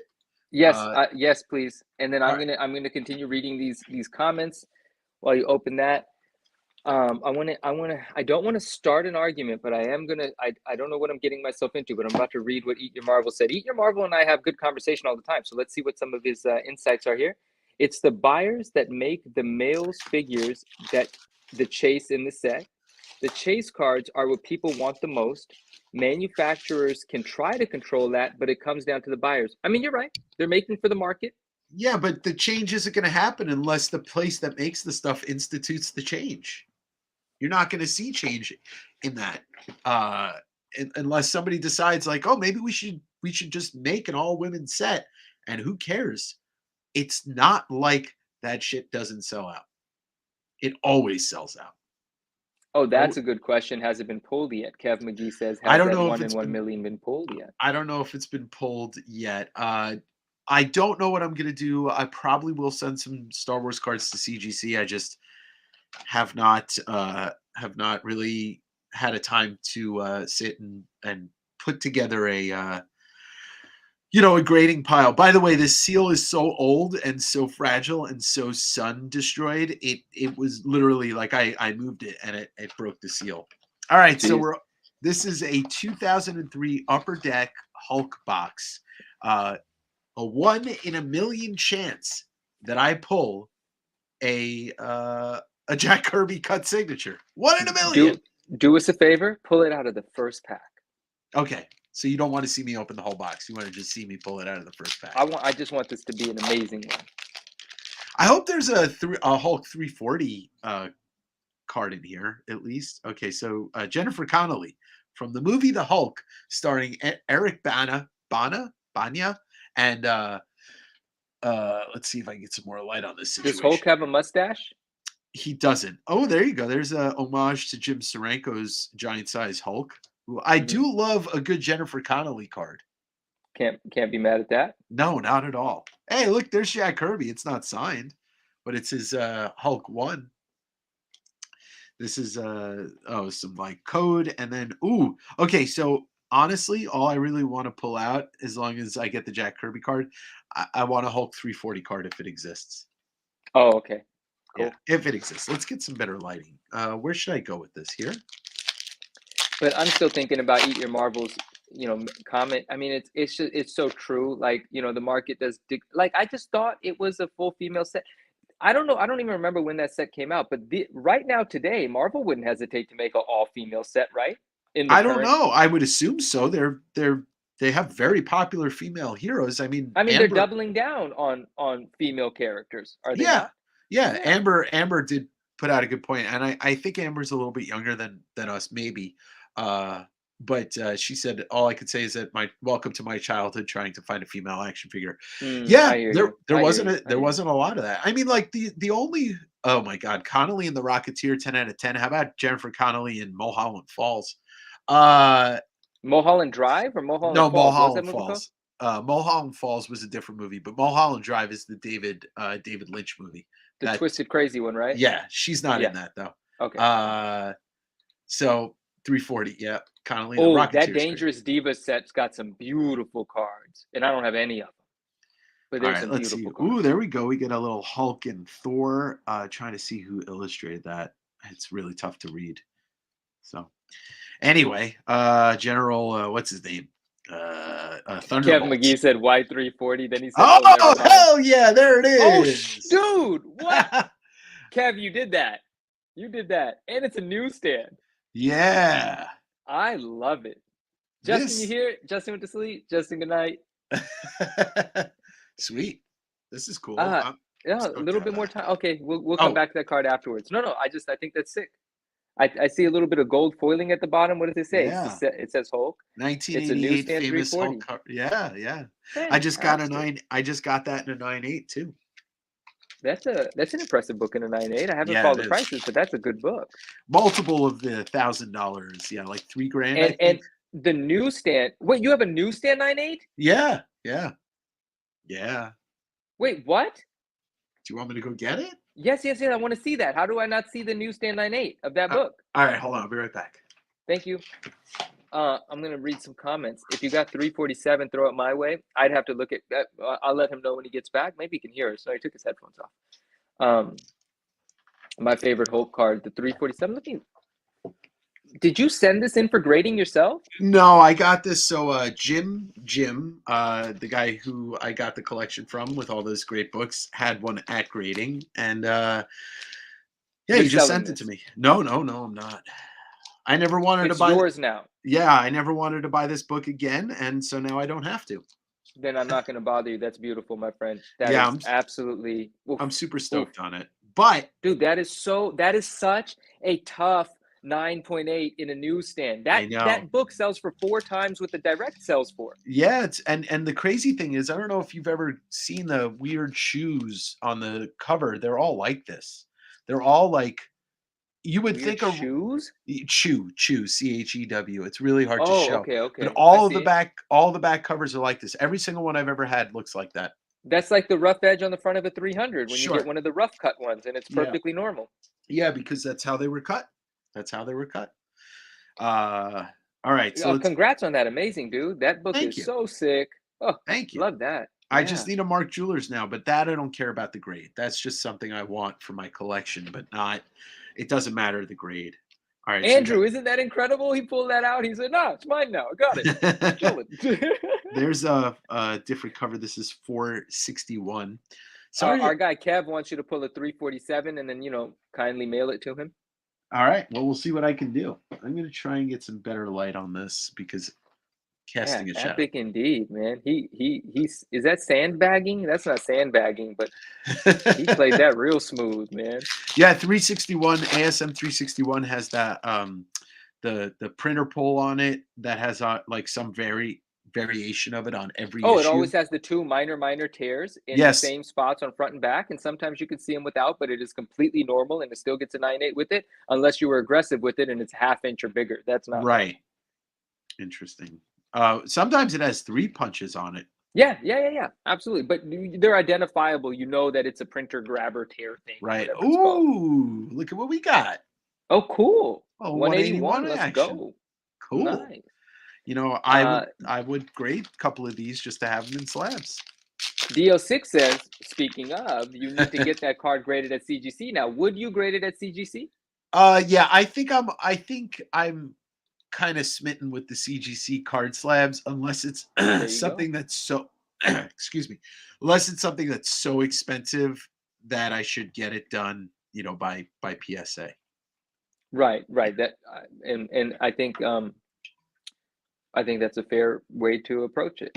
Yeah, I know you're a PSA guy, but I mean, the PSA slab, the CGC slabs look good. I can't. They do. Yeah. It is what it is. Speaking of Mulholland Falls, Nick Nolte was in that movie, and there's Nick Nolte right there. What's up, Nick? Hey. So it looks like each pack contains oh, look at that. Wow, I'm getting all the Todd ones. There's 345. I'm going to read this comment. I certainly understand the frustration of not being able to find the female figure you wanted as a child, but I believe that statement supports what I'm saying. Sure, yeah. I mean, 15-year-old boys were dictating what the market was going to make, so no argument for me. And then he goes on to say, female figures weren't available because they didn't sell as much at the same rate. The male characters are the chase in the female set because that's what collectors want to chase. Yeah, see, everything you're saying, I completely agree. And then just I mean, it's not that I don't agree with you. I can only speak from personally, I would chase the heck out of my favorite female characters' chase cards. Sure. I like females more than I like men. So Agreed. That would be all right for me. But I say that jokingly, Each Marvel, because what you're saying is absolutely valid. A bunch of 14 and 15-year-old boys dictated what companies were going to make. Now the community, societies thinking a bit differently. But at the same time, companies aren't thinking with their heart and mind. They're still just catering to society. And society's narrative is changing a little bit. So companies are catering to that. So at the end of the day, what Each Marvel is saying holds true. The buyers dictate what the companies produce.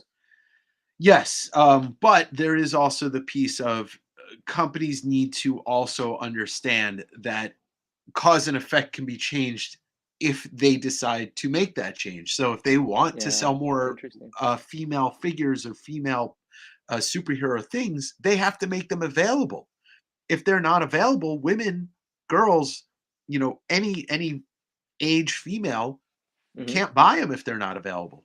Correct. So, I'm gonna read there's a third one here. Sure. I'd rather chase the female characters too. Personally, this what Each Marvel is saying. I don't get why the male cards are the chase cards in the female set. Exactly. Right? Yeah, it doesn't make any sense. But that's the case because more people want the male cards, I suppose, right? So yeah, exactly. But that sentence where you're like, I don't get why, and that's how it struck me. I was like, wait, what? I thought this was the female set. That's what I showed up for. But yeah. it's weird, right? And then Kev says it better now need more Black Marvel cards, like Cage is cool, but let's get some brothers, he says, right? And Yeah, so I want a Black Panther set. yeah, and I was out of comics for a long time, and when I came back into comics, there were a lot of Black characters, and I was like, wow, there's been a lot of progress here. I didn't know who Miles Morales was until Sure, 2007 or 18 or 19 or something, right? sure. Yeah, And I was really like I love the direction a lot of things are taking, but I'm an outsider. I'm not actually reading storylines right now. I only collect my 90s passion stuff for the most part, right. outside of some Miles Morales. Like Miles Morales, I love the guy. I love the guy like I know the guy. Like he's literally Well, the you new like Spider-Man, and he's you awesome. watched Spider-Verse, didn't you? You like that It's movie. it's the only Marvel movie I've ever enjoyed in the last decade or so. I Yeah, love that film so much. It's so enjoyable. I can't wait for the next one. And I just found out that it's a two-part movie. I didn't know that. yeah, yeah. I'm No, excited and about that. it's I know, Kev. I gotta read. I know. and Maybe I'll Trip. join the reading club. Yeah, do it. I mean, it's not like you're gonna have a hard time wanting to look at Todd McFarlane stuff. Not at all. Um, the and Trip is right. The point of the set is to celebrate women. Then they should go all in. You know. Yeah. The other thing is when people and Eat or Marvel, I get it. I'm not disagreeing with the fact that you have your point of view is actually very valid, especially when you look at it from a company or business standpoint. But I can't like let's think of all of the top collectors that we know. With the exception, I don't know what Norin as a card collector collects besides Silver Surfer, but Hmm. Justin collects Dark Phoenix. We know that Neo collects Scarlet Witch, And Spider Gwen. and Spider Ghost Gwen. So Spider. like everybody collects women cards. It's not just a male, collector stronghold, Yeah. because look, we're dudes, you know, we like women. If we don't, that's also okay. But like This is why we love J. Scott Campbell, because of how he exactly, depicts Black Cat. Like, no. exactly. So it's just like horny people exist everywhere. All right. In every way, shape, or form. Okay. Some executive at Marvel, when they were finalizing that set, says we can't let this out without making the guys the big cards. uh, Oh God. but But each your Marvel, respect your point of view because yeah, for you're sure. articulating things clearly and they make sense to me. Trip Power, you're speaking more from the emotion that I was first reacting with, and I think the combination of our perspectives is the truth of what went on and the truth of how we feel about it. And now we'll see what happens. We'll see what's next. But I think, and you know what, there shouldn't, maybe there shouldn't even be a all female. Like, why should there even be anyway? I can't open up that can of worms. Like, why should there be a No. difference, right? Like, Yeah. but no, I do want an all female set. I like celebrating women. Well, Like, there should we be all have female to. set. Look. I've been in this space collecting, reading comics, whatever, nerddom my whole life, and to not celebrate people and specifically like inclusivity starts with the celebration of everybody individually, right? Like Hmm. because otherwise it's just going to be white, it's just going to be male. So an Right. all African American superhero set, whatever, all women, let's get that out there so that the people who are adverse to it get more used to it. I don't know, it's tough to put into words without me getting like super angry because Yeah. I get But you know really what? angry. The good news is I mean, from my perspective, and this could be really naive and really stupid, the people that are super either I don't know what the words are, sexist and racist. Like, I know this is gonna make me sound really dumb. They're not all just the old people, are they? No, of course not. Yeah. So, because I was gonna say, that generation's getting old anyway. Like, the newer generation is open-minded, and everything is going to be perceived differently with a more open approach. But It's not the maybe case. that mentality is still in even younger people. And I think, yeah, I think in America we've seen that come to light over the last decade, actually. So Yeah. I'm an idiot for saying anything, but No, you're not this an idiot. But this is read. not conversation I ever have, Dave. Like, these are not the conversations I'm a part of because I do not care for politics. Um, Yeah, but it's not politics. This is life. This is like a yeah, human thing. Like I I don't I'm a white straight male, so I don't feel left out in comic books. But at the same time, when I watched Moon Knight this year, and the his Jewishness comes into play, something in me was like, "Whoa, I didn't know I needed this," and I loved that. And I nice, can't imagine what it's like to be someone that's marginalized and like be in this space, right? That loves the X-Men or loves Spider-Man or loves whatever, and they feel left out because their person isn't included in this discussion or right. so it's not politics. This is a life thing. This is part of being human. And I think Marvel's done a great job, uh especially Disney, and being inclusive and like creating some of these characters.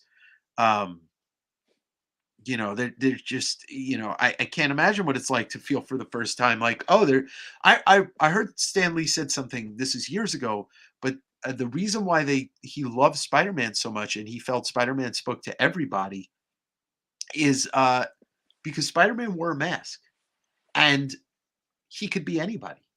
And this is Stan Lee. This is paraphrasing Stan Lee, but Stan Lee said he could be white, he could be black, he could be a boy, a girl. It doesn't matter. Right, That's right. why he speaks to so many people. And so I don't know. I feel like comics connects us all. That's why we're all in here. So why can't comics speak to everybody I love it. specifically, and Yeah. individually? All right. Amber wants me to And Trip, celebrate thank you her. very much. And Eat Your Marvel and Kev, like, I'm really happy to be a part of this dialogue. Like, I really appreciate our thoughts on this. Amber wants you to celebrate her by giving her Yeah. the Yeah. GSX. I think I'm this is I'm why on your side. Send her the Psylocke book. and other people, popular characters, should typically chase them out dominant hit. Kev, you're gonna have to either. I don't know what you're saying in that comment. I'm not putting it up there, but not gonna even address that. Um, I'm and gonna if read that's, it wherever it is. I didn't see it. I'm not gonna post it. But Oh, okay, okay. yeah, I think these conversations are really important and enjoyable. Yes, 100%. We need to have conversations like this because it's it affects us all. You know. But I haven't hit a Jack Kirby autograph, and unfortunately, some of these cards are dinged up. Ghost Spider is a big deal. She's an amazing character. Like, I love Spider Gwen, Ghost Spider. Like, I love that character. He says his son's favorite is Ghost Spider. He's Oh, 5. I see it. Who's the Jewish superhero? Well, I mean, Oh, Moon just the Knight. thing. Oh, that's what he's Yeah, asking. no, but Moon Knight in the show, Oscar Isaac's character is Jewish. I don't remember him being Jewish in the comic, but I mean, well, Superman is the most famous Jewish superhero. He's I mean, Jewish? yeah, he's created by two Jews that escaped the Holocaust, and I he didn't was know that. I'm so sorry. yeah, Okay, cool. and Magneto. Magneto is a Holocaust survivor too. I mean, it's I a big didn't. part of it, but in the Oh, yes, I culture of did know that because I remember it yeah, from the movie. yeah, and the culture of mainstream movies, you don't see it. You don't see it at all. Um, they. I mean, obviously Stan Lee was Jewish, Jack Kirby was Jewish, but they just tried. Oh, it looks like we got an insert card, illustrated film scenes. Looks like a John Romita Jr. illustration. Uh, does it give credit to the artist? Of course it doesn't. Why would they? What would you do that for? Then you'd have to Well, pay him. yeah, but that clearly to me looks like John Romita Jr. So, but I was just talking about the mainstream film and TV part of it because let's be honest here. The comic book reading community is a minority, unfortunately, these days. It's MCU, it's all that stuff that makes up the majority. The mass So popularity of Marvel is all because of the cinematic of universe. course, of course, of course it is. Magneto was, that's debatable. Magneto was not always a villain. I mean, Magneto saw the world from the eyes of a Holocaust survivor. Tell me anybody that's been persecuted and been part of a genocide that wouldn't feel the same way. Mm. I can't say that, definitively exactly. Eat your marbles got it right. You know, Thanos was not a hero. Thanos was not. Well, look, Thanos was very polarizing in the movies, and in the comic, it's a different story. He was in love with death, and death is manifested in a female form. Ooh, look at this, Sam Keith doing the Hulk right there. Ooh, that's dope. Yeah, that is dope. I love Sam Keith, man. It's the little curly hairs and the way he does torn garments. It's just amazing. Oh yeah. Vob, I don't remember if they mention it in the show, uh, but I think maybe they did because they show a lot about his childhood. Legion's one of the most underrated shows. But I mean, it doesn't matter if I'm talking about the character and the use of religion. I mean, Kamala Khan. There's heavy use of her religion. Obviously, it's part of who she is. It's part of her who she is as a person. It's just, What is Kamala Khan's religion? oh Christ. Okay, never mind. You don't know. You're asking me a question that I don't want to fuck it up Because I because just I'm don't know anything pretty about sure Kamala she's Khan, so I asked. pretty It's sure okay. she's Muslim, but I'm not 100% sure. I would have asked that because of the last name, but then Yeah. it's just so sensitive to make an assumption and then be wrong, and then you're just a big asshole. Well, if you preface it by I may be wrong, but Yeah. That's the greatest tool to say, listen, this may make me sound really stupid, and I yeah. apologize in advance. Another thing that's really great that more people need to be comfortable with is saying I don't know. That's You know how very people true. can't say I don't know? They'll make up some nonsense rather than just say I don't know. Come on, man. No, you can be wrong. Like being wrong is part of being human. Okay, yeah, Miss Marvel is a Muslim. That's Miss I was Marvel is Muslim. Miss Marvel is Kamala Khan. yes, Look correct. at I'm learning. Listen, I'm one of the modern Marvel folks That's now. right. That's Justin's right. gonna be impressed next time I'm on the show with him. He's gonna be, how do you know this stuff? Well, The and guys over at SunDave Sitdown taught me. that's right. Ooh, this pack feels heavier, but I don't know Uh-oh. if that's a reason for anything, but I guess we'll find out. I haven't I watched this won't movie quote you, in a long Mattis. I won't quote you. I'll take it in as a reference, and time. possibly it's true, but it's part of something that may be true, and now it's in my head. Too, I won't hold it against you. I'm just too learning. too late. We've already quoted him. Print it. Oh gosh. All right. So here's another illustrated film scene of Oh, David you Banner. said printed. I was like, what are you yelling over Print. there? Oh, there it is. Yeah. The Jim Steranko king size Hulk cover with a nice. Look at that corner. Look at how that corner is just garbage. Oh Can you see gosh. it? Oh gosh. Hey, Can you see? is it unpopular opinion that I'm not a huge fan of that cover? Yeah, it's kind of unpopular. Okay, sorry. It is my opinion. Never fell in love with it. It's your opinion. By the way, quote it, print it. Let's put it on a shirt. Kitty Pryde is Jewish Okay. as is Silver Sable, right? And it's Minty just indeed. minty indeed, exactly. Yeah. So I just in the guise of inclusivity, if you're growing up and you're not your run of the mill white kid, where do you get the things that you want from this company or this output? And I just and it's not politics. It's like I said, it's just part of being human. Like I don't know what it's like to grow up a black child. So I don't know what it's like to not have superheroes that look like me. Right. I don't know that experience. I'm learning. I learn about it every day when I hear people talk about it, and I love listening to people talk. And I don't think it even really matters what nationality or race you were. You just kind of come up and just look at the world as the world. You don't even realize it's weird, right? You're Sure. just like, oh, everybody's, this. And you just kind of accept it. Like me as an Indian kid, I didn't look at everything through the eyes of an Indian kid. I was just growing up in the world and it was the world, Right. Right. You looked at it through your eyes, which is your experience. By the way, Yeah. Kev McGee with the comment of the night. I could only relate to Kingpin Lowell being giant and bald. Oh, hey, I'm bald.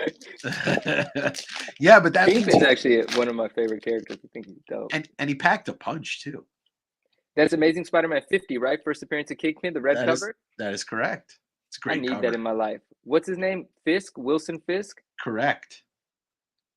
I I think this is a love that Joe Amazing Just. Spider-Man 50 cover. I think this is a Joe Jusko. It looks Jusco. It does. I do want an ASM 50 as well. You are not See, alone in that. that's a book that even though obviously I wasn't around when it was new or anything, I have an emotional connection with that book because when I was a little boy in comic shops in the 90s, that book was a big deal wall book, and all of Yeah, the oh yeah. adults were always after that book. Oh yeah. Yeah, I remember it very well. it's an iconic cover too, you know. Oh, you know, he's quit as Spider-Man. I love you, Jennifer Connelly. And so yeah, I would love to have a copy of that. And you know, prices come down a little bit on that book. Generally, oh, Kev, yeah, I don't watch anything, but I didn't realize. I mean, that makes sense that he's in the Kingpin show. Obviously, that makes sense. I didn't even think Yeah, about that. yeah, no, I mean, in the Daredevil show. yeah, he's Vincent D'Onofrio plays him, and you might remember Vincent D'Onofrio as one of the chameleon actors, but did you ever see the first Men in Black? Dude, it's one of the best movies of all time. Vincent D'Onofrio's the bug. Ah, No I'm way! gonna eat some sugar and some water. I love it. I love Sugar, water. it. Andrew says, just go indeed. Yep. And Amber says, that's why I was drawn to Rogue. She was one of the few females who was fully dressed, unlike Image Comics. Yeah. Very interesting point. And do you remember? I mean, not to bring up, Gen 13, like it was Oh yeah. all about an 11-year-old boy, you know. Oh, Yeah, it's like, wild. come on, I loved those books, man. Like, I was like, I wanted to see the Gen 13 covers, everything Image was doing, the Lady Deaths of this world, and from all these other companies, it's very clear who they were catering to. It's very fascinating. I mean, you think about video games, Lara Croft, Oh right? yeah. She's running through caves and everything, but she She's- looks like Lara Croft. It's like, what is this? And then Angelina Jolie played her, and it was like, oh, this, yeah, this checks out. Oh, By the way, yeah. I just want to point out, they did a card from the 4-part story that Richard Corbin did called Banner, and he draws the Hulk in such an awesome, horrifying way. But this card's kind of a representative of. It's not a good card. Oh well. Gotcha. Look at this. This is a Witchblade horrible indeed. card. Look at this. Is a horrible card too. Look at this thing. Oh, I'm What about to is look at- this? I don't know. It's raining or something. Andrew, Kev, I'm about to look at this. ASM 197 is his favorite Kingpin cover. Let me look at that. I'll have to maybe I'll get an image and I'll put it up on the screen because I don't know that cover offhand. Ooh, there you go. Classic Del Keown Hulk 377 cover. Only have 3 packs I've left. never even looked at this cover. Wow, that's kind of dope. Let's see. Amazing Spider-Man 197. 197. Oh yeah, this is a great cover. Hold on, let me get this up on the screen because it's Keith Pollard and Jim Mooney. Yeah, it's cover. It's 2 guys that didn't do a ton of ASM, I believe, but Terrific cover, man. I love that. That's good. Let's look at that cover real quick here. And the green fabric sofa is very period correct. Oh, come on, these websites. There we go. Yeah, that's a fun cover. That's a lot of fun, that one. Let's take a look at this Daredevil 170. Mattis is shouting that out as his favorite. Daredevil 170. That should be a Frank Miller cover, right? Maybe I'm just pulling it up right now. Yeah, I guess so. I mean, I don't know cover artists as well as you do. It's Frank Miller and oh yeah, Klaus Jensen cover. Klaus Jensen. Yeah, that's part of the iconic Frank Miller run. Well, man, I'm so unfamiliar with so many things. Wow. That's okay. And my guy Mattis is 30 years younger than me, putting me up on game. Big respect. You're not 48. He's 18. My bad, 20 years younger than me. Well, yeah, Kingpin's not on the ASM 50, but that's his first appearance. So right. All right, three packs. All right, 1 in a million shot. 1 in a million. All right, that's not that. That's 3 in a million shot. You have a 3 in a million. Oh, okay. All right. No, look I at don't that. think that's how that works. Another John Romita Jr. Hulk foil illustrated film scenes card. Well, that was... I haven't been watching all of the cards, but my favorite is still the 340 card. Oh, by far, it's the best card that I got. So, yes, Born Again is a great storyline. I mean, all of Frank Miller's Daredevil run is iconic. Oh, that's what Kev McGee was pointing out. He's saying he's talking about his favorite covers featuring, because you wouldn't call ASM 50 a Kingpin cover. No, you're right. No. All right. Well, we're down to one pack after this. What cover did I get here? Eh. Oh, that's another. Oh, that's a really that's a Kubert Hulk Wolverine cover from Hulk 454. Very underrated book because Adam Kubert or Andy. That's Andy, I believe, but um, iconic Wolverine artist right there. Oh, let me tell you. Oh, yeah, definitely. I'm going to tell you something interesting. This is the first time I did this. One of the books sold today. I'm not going to say who and what. I mean, who, because, we'll let people like to say I got a book if they want to. Sure. Sometimes no one ever says anything when they receive the book, and that's fine too. But this is the first time I did this. This is an international friend. I'm going to speak about it on the Marvel show for sure because he's going to join us there. But it's Okay. an international friend. And he goes, I'll take it. And I was like, dude, the shipping is going to ruin the deal. It's not going to be a deal anymore. And he said, no, send it to PWCC Vault Oh yeah, there you in go. Seattle or Oregon. I forgot what's the I think they're in Oregon, but they could be in Seattle. in Oh, Tigard, well. Oregon. Yeah, yeah. Tigard? I think it's pronounced Tigard, but I'm not 100% sure. And so I was like, wow, okay, cool. So this is my first time sending a book to a friend who's not going to actually physically own the book. It's going to be in the vault and he can sell it, trade it, do whatever he wants. But it is his ownership, but it's being protected by that company. Interesting. Yeah. You'll tell me, and I'll find out what book it is. I'll hear about it. No. It's the book. It's the Carnage book. I just don't want to say who it was because I I got want, you. people like to, keep their. So this was a relatively boring box with some fun stuff peppered in, and that's my favorite card that I got is the Hulk 340 cover. Absolutely. A couple other McFarlane, cards, but all right, well, that was a fun little thing to do. I tried to get a Jack Kirby, but it didn't work out. Now Trip, we convinced Trip that he should I love that. Yeah, I love that too. I love that too. Trip, if you ever, yeah, I mean, what was I about to say? As if it's not apparent. Obviously, you could talk to either of us about Wizard covers, but yeah. Sure. Well, and he knows, he's actually Trip is one of the people that has been part of Oh, this. the red-pilled vegan is with us. What's up, my man? Right. That's right. What's up, brother? What's up? And you can't go wrong with Wolverine Hall. Trip has been here since the beginning.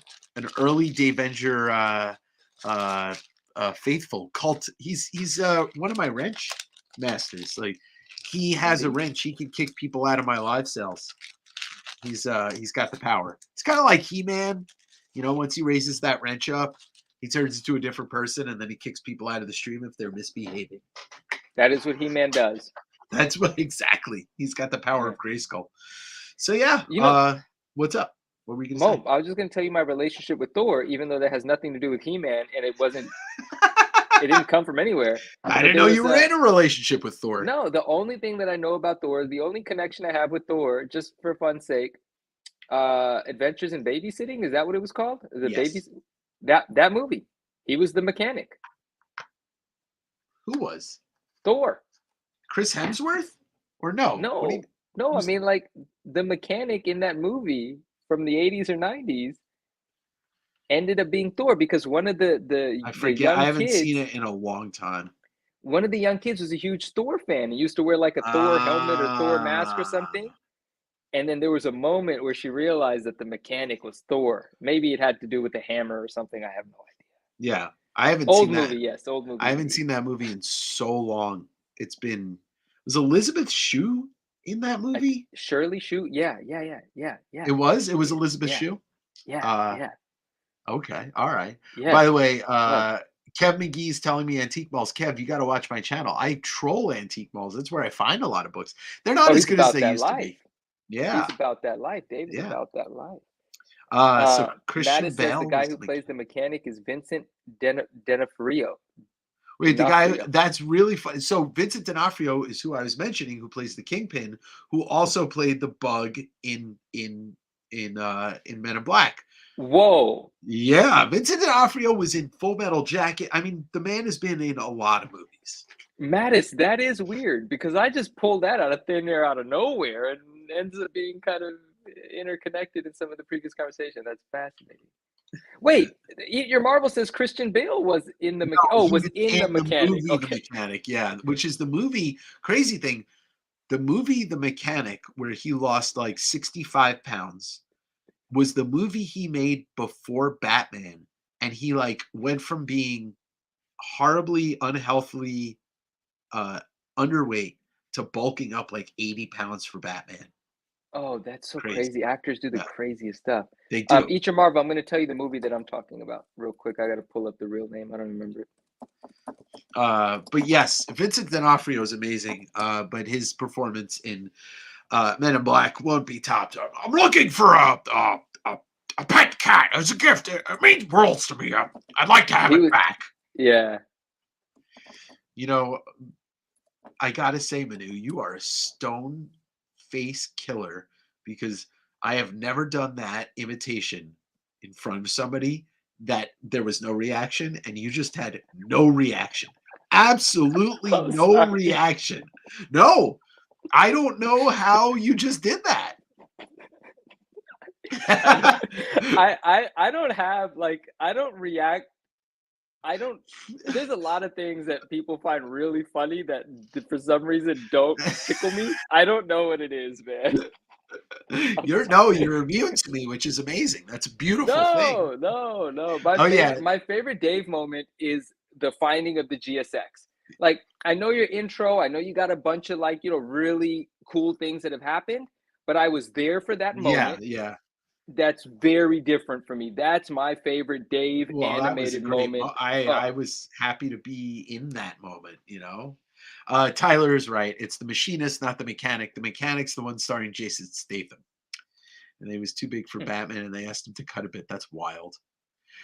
Adventure Zoo, right? Full Metal Jacket, he's amazing in it. Momoa was going to play Lobo. That's we all thought. That's what we all thought. The Bug needs to make an appearance at the next claim sale.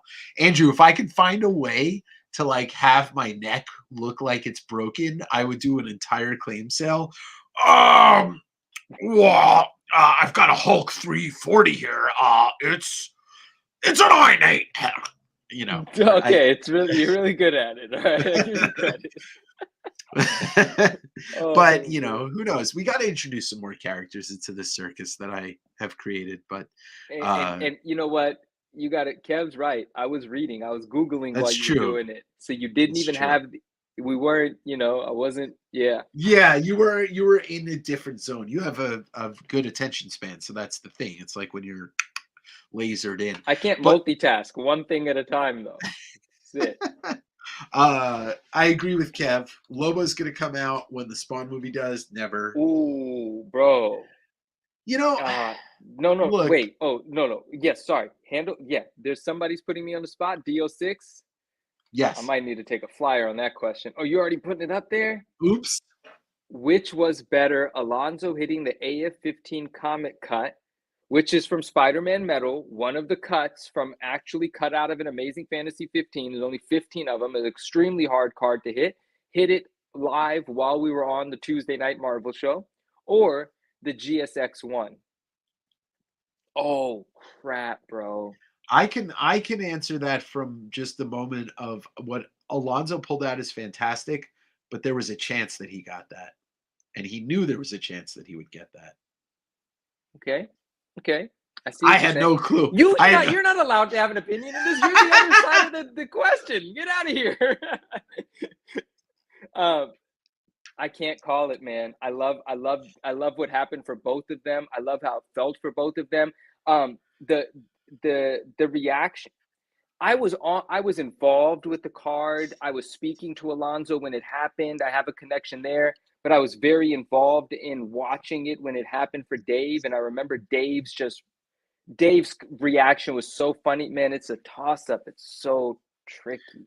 they're great Wow. moments. I mean, I don't disagree with Good any of those. question, man. Way to Yeah. make me sweat. Uh-oh. So we've got yes, nothing beat Jar Jar is a mainstay of my live That's shows. it, Andrew. Thank you. Yeah. The AF-15 was the best live card moment. The GSX was the best live comic book moment. And Tripp said he's going to use his wrench power to start a Patreon just to get me to do an entire claim sell as the Bug. Trip is figuring me out He's reading me like a book tonight. Yeah, yeah. He's reading Uh, me like a book. I wish a lot of you guys were in there. I think Trip might have been in there when I pulled the Amazing Spider-Man 129 out of a box of comics too. That was very That was early in the similar. year, right? We hadn't Yeah, met each other yet. yeah, that was Yeah. January of 2022. Eater Marvel says, "Are there any characters created within the last 5 years that you think will have a long-lasting hold with people and have a huge collective following that aren't Spider people?" Wait, say it again. Characters created in the last 5 years. I think we'll have a long lasting hold on people and we'll have a huge collection. Last 5 years. Name some last 5 years. I don't know. Miles Morales In is last Marvel, is older. in 12 general, in years now. Marvel, yeah, yeah. No, Miles is way older. I mean, Tosin is the one that I can think of that it just won't have any lasting impression. If we're I don't talking even know who out, Tosin is. it was the Black Panther character that they created that was like one of those books that blew up. Okay. I to follow with Kev McGee, if they ever somehow find a way, and this is outside of Marvel, but it's still in comics, if they ever find a way to put something as killing the children on the screen, I think Erica would be one of those characters that would hit on so many levels. And Manu, it's you know the book because you just recently sold it. Oh, Uh, something is killing the children. Right. yeah, yeah, Yeah. and it's a very it's a it- like it's a story's told very cinematically, but the protagonist, she's this monster hunter, and Hmm. you don't really know her age because her like hair kind of obscures her eyes. You never really see her full face, but Hmm. she's one of those characters that if they did that right, she would be around for multiple seasons of a show or movies or whatever. Have you read the series? Do you Yeah, like it? yeah. Yeah, it's Okay. still ongoing. I'm reading it in trade paperback format. I have my problems with the art, but the story is fantastic. Let's talk about the book real quick, just from a book perspective. That Sure. 9.8 of Something is Killing the Children, number one that I had, that was my first time ever having the first print, right? I Yeah. have the foil cover. The reason I have the foil cover is because I won a giveaway from Bry about 2 years ago. And I love Bry. Shout out to Bry. And so that book was with me. Um, and I sold it for like $150 less than what they were going for because I did not think it was a pretty 9.8. It had multiple color breaks on it, so I had to represent it honestly because that's just how I do.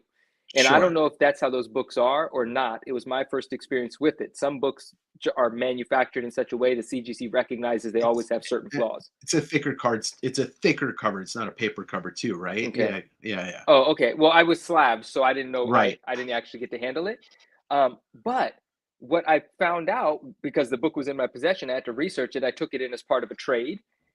Is that book is a low print book, Mhm. really sought after, but even has got its price cut in half Sure. because things are regulating. Things are making sense versus what they were Yeah, in late 2021. and also there was talk of like they were going to push that like try to push that project forward into TV very quickly, and they didn't.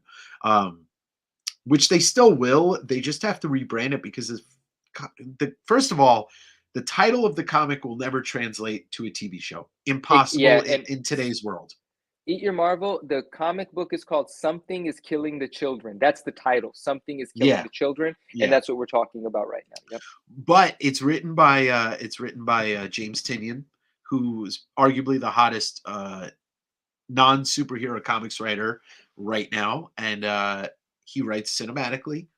But that book cooled off, but it's like Invincible or it's like Walking Dead. If that thing hits a TV screen or a movie screen anytime soon, that book's going to skyrocket back up. So, what was the print run on it? Do you remember the numbers? I That I don't. don't know. I I don't. just know it's low print. Everyone in the community knows it's a low printed book. And Yeah. that's why there's so many printings of it. There's this cover that Yeah. there's all this there's all these things on it. It's also they milk that series to death. Like there's like 47 covers per issue, and it's just like, Oh, you know, okay. you know. Okay. But Strange Academy, I never read it, but I know it's super popular. It's got a young vehicle, so it's almost we're almost due for his first kind of creation to really make it somewhere because he's Cool. such a popular creator. Yeah. Radiant Black Universe, I don't know much about. Honey Badger was one of the X-23 characters, but I haven't read that book, so Oh uh, yeah. you know. Let's see what else. Nice House on the Lake is a good book. It'll Don't know if it'll translate into anything that holds it's way too abstract, I feel like, for people. Actually, no. It belongs in the same place that Lost belongs in, which I love Lost. So Last of Us, yes, Last of Us is on tonight. What is killing the children? Something is killing the children. Oh, was he asking like a oh, I think so. man, I he think got so. me.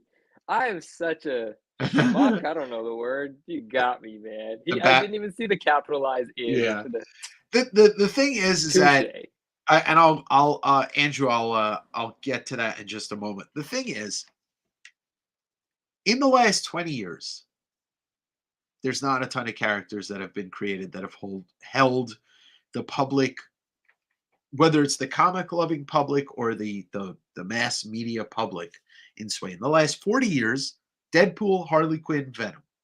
Those are your top three.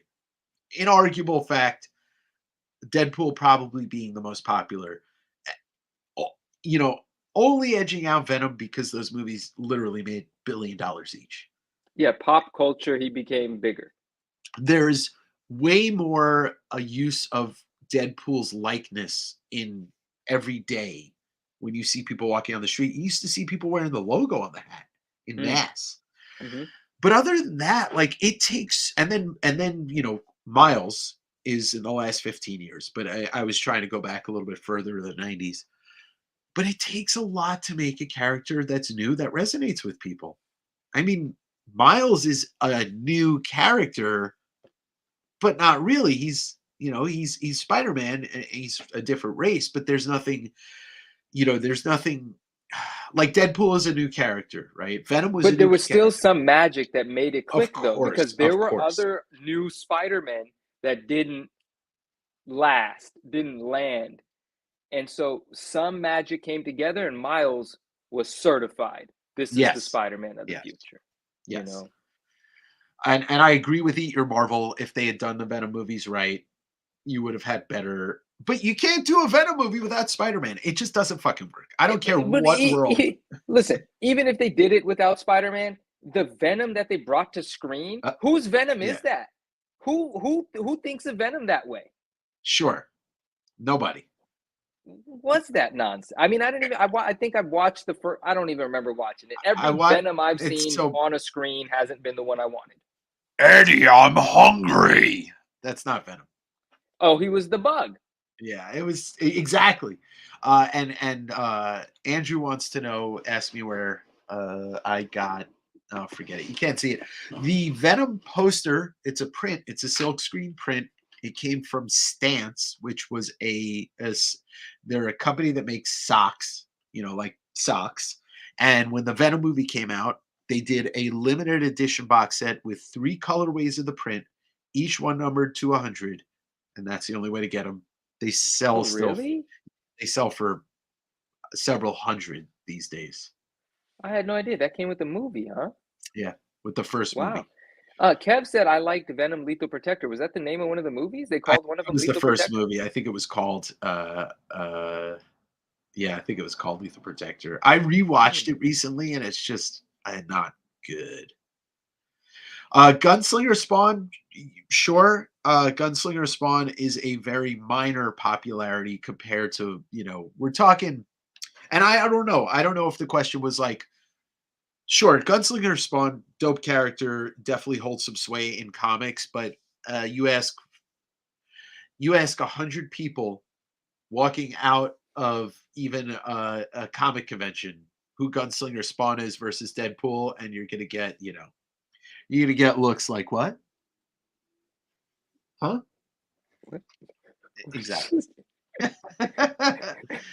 I love that. I love the Spawn book, which is the first appearance of Gunslinger. The cover is so dope. What number is that? 215, 214? I remember 194. I don't know.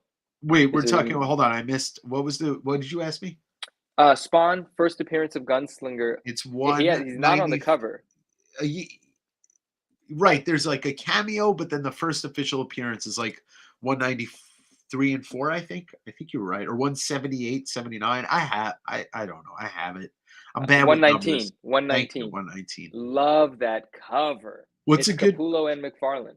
Yes. What's a good price for 9.8 Killing the Children original version print one? I don't What'd you sell yours for? 4. I mean, I sold mine for dirt cheap because I didn't think it was a good book. I think right now the fair market price for that book right now is right around $500. I call it's between 500 and 600. I've seen auctions end. I sold mine for like 475 or 450 or something. I was like, go. Okay. I I went sold hard. a I sold a raw copy in October for 350. I thought that was a decent price. Well, if you're selling raw at 350, that reflects a $600 9.8. Of course. Yeah. Yeah. Uh, it is a random way. So here's the funny thing about that print. It's the first time to my knowledge that they had ever had Todd's art authorized for a screen, like an official screen print. That it has the Marvel logo on it and everything. I've never seen any screen printing done with Todd's work before that. And let's see. Actually, you know what? I'll do this. You guys can see it. I'm gonna kill And this Eat Your kid. Marvel, it used to sell for over $1,000. It used to be like a $1,200 book. I think it even got much higher than that during the height, I think. This is the that's the printing question right there. Yeah, that thing's so dope. Yeah, I had to buy it. I had to buy it. It was. Oh, Andrew, look at this thing. I can't. I don't want to open. I'm gonna open it. Oh hell yeah! You told me you got that. Yeah, it's not as cool as the 316 poster, but we can all collectively appreciate it Let's because get you. There we go. it's the promo poster for Wizard number 11, Yeah. and that's obviously the cover of Wizard number 11. Where's Spawn's face at? Look at him go. So that's awesome. It's just so nice because this is the actual cover, and then with the magazine, you get the card, which has the Sure. cover on the card. It's everything great for Wizard You number know what? 11. Honestly, like I love that as the iconic Thanks, wizard. Andrew. I love that as the iconic wizard cover. I think it's an awful image of Spawn. Stop it. I like the image. Stop. No, well, what's he doing? He's like, ah. I don't know. Look, we've got every shape and size just here. Yeah, There's the no, card. I love it. I just don't understand what Todd was doing. I don't. I don't know. Yeah. He's looking up. He's looking up. He's saying, hey, Yeah. I fire. love it. You know I love it. I love I it. know. We all love it. But Everyone, of it's course we okay love it's it. okay to criticize things. Yeah, I'm getting used to the idea. I criticize all the time. Yeah. Yeah, the McFarlane scroll. That's why I love the custom label because they put his signature on the Kev, signature stop scroll. it, man. He said that spot is so busted. Oh, whatever. Yeah, the McFarlane scroll. Yeah. What was it? So yeah, this print is I like as soon as I heard that it was being released, I'm like, oh, I need that. Thanks, And it was guys. the Stance box set was $100. I was like, of course I'm buying that print for $100. I sold the Oh, yeah. socks for like 25, $30. I sold the box that it came in for like $15. I paid like almost nothing for that thing. Hey, Kev has brought this up 3 times. We got to talk about this, and I'm going to preface this by saying, Kev and I have spoken about this a little bit. Sure.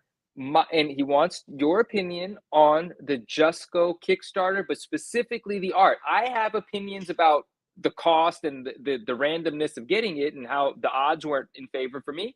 What is your thoughts on the art?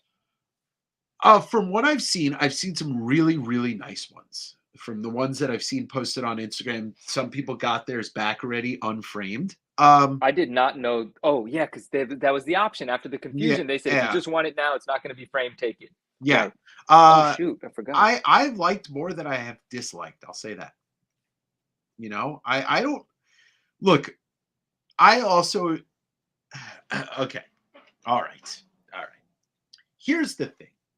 Mattis, buy a newsstand, please, if you buy a Spawn 1. Well, okay, Mattis, you don't need to go spend a ton of money though. No, buy a raw newsstand, $70, a 9.8 candidate. You're good. Well, if he wants to read it. Oh, okay, just buy whatever. And if he doesn't. Sorry, don't listen to me anyway. You know me, don't listen. All right. So, first off, find me an original piece of Joe Jusko's art for less than $2,500 right now, and I will buy it. Find me a painting of Joe Jusko's for under $2,500. I'll buy it, and I'll buy the next one you find. Find me a painting of a Marvel character done by Joe Jusko for less than $2,500. I'll buy every single fucking one. The original art market is, to paraphrase Wu-Tang Clan. The original art market ain't nothing to fuck with. Okay? A Joe Jusko original piece of art painted by Joe Jusko is worth way more than $2,500. I don't give a fuck what character it is. End I of love rant. it. Yeah. Andrew says always. That was not an attack on you, Kev, by the way. No, there's no attacking anyone here anyway. Kev and I have had this conversation. He's not a fan of the art, especially for $2,500.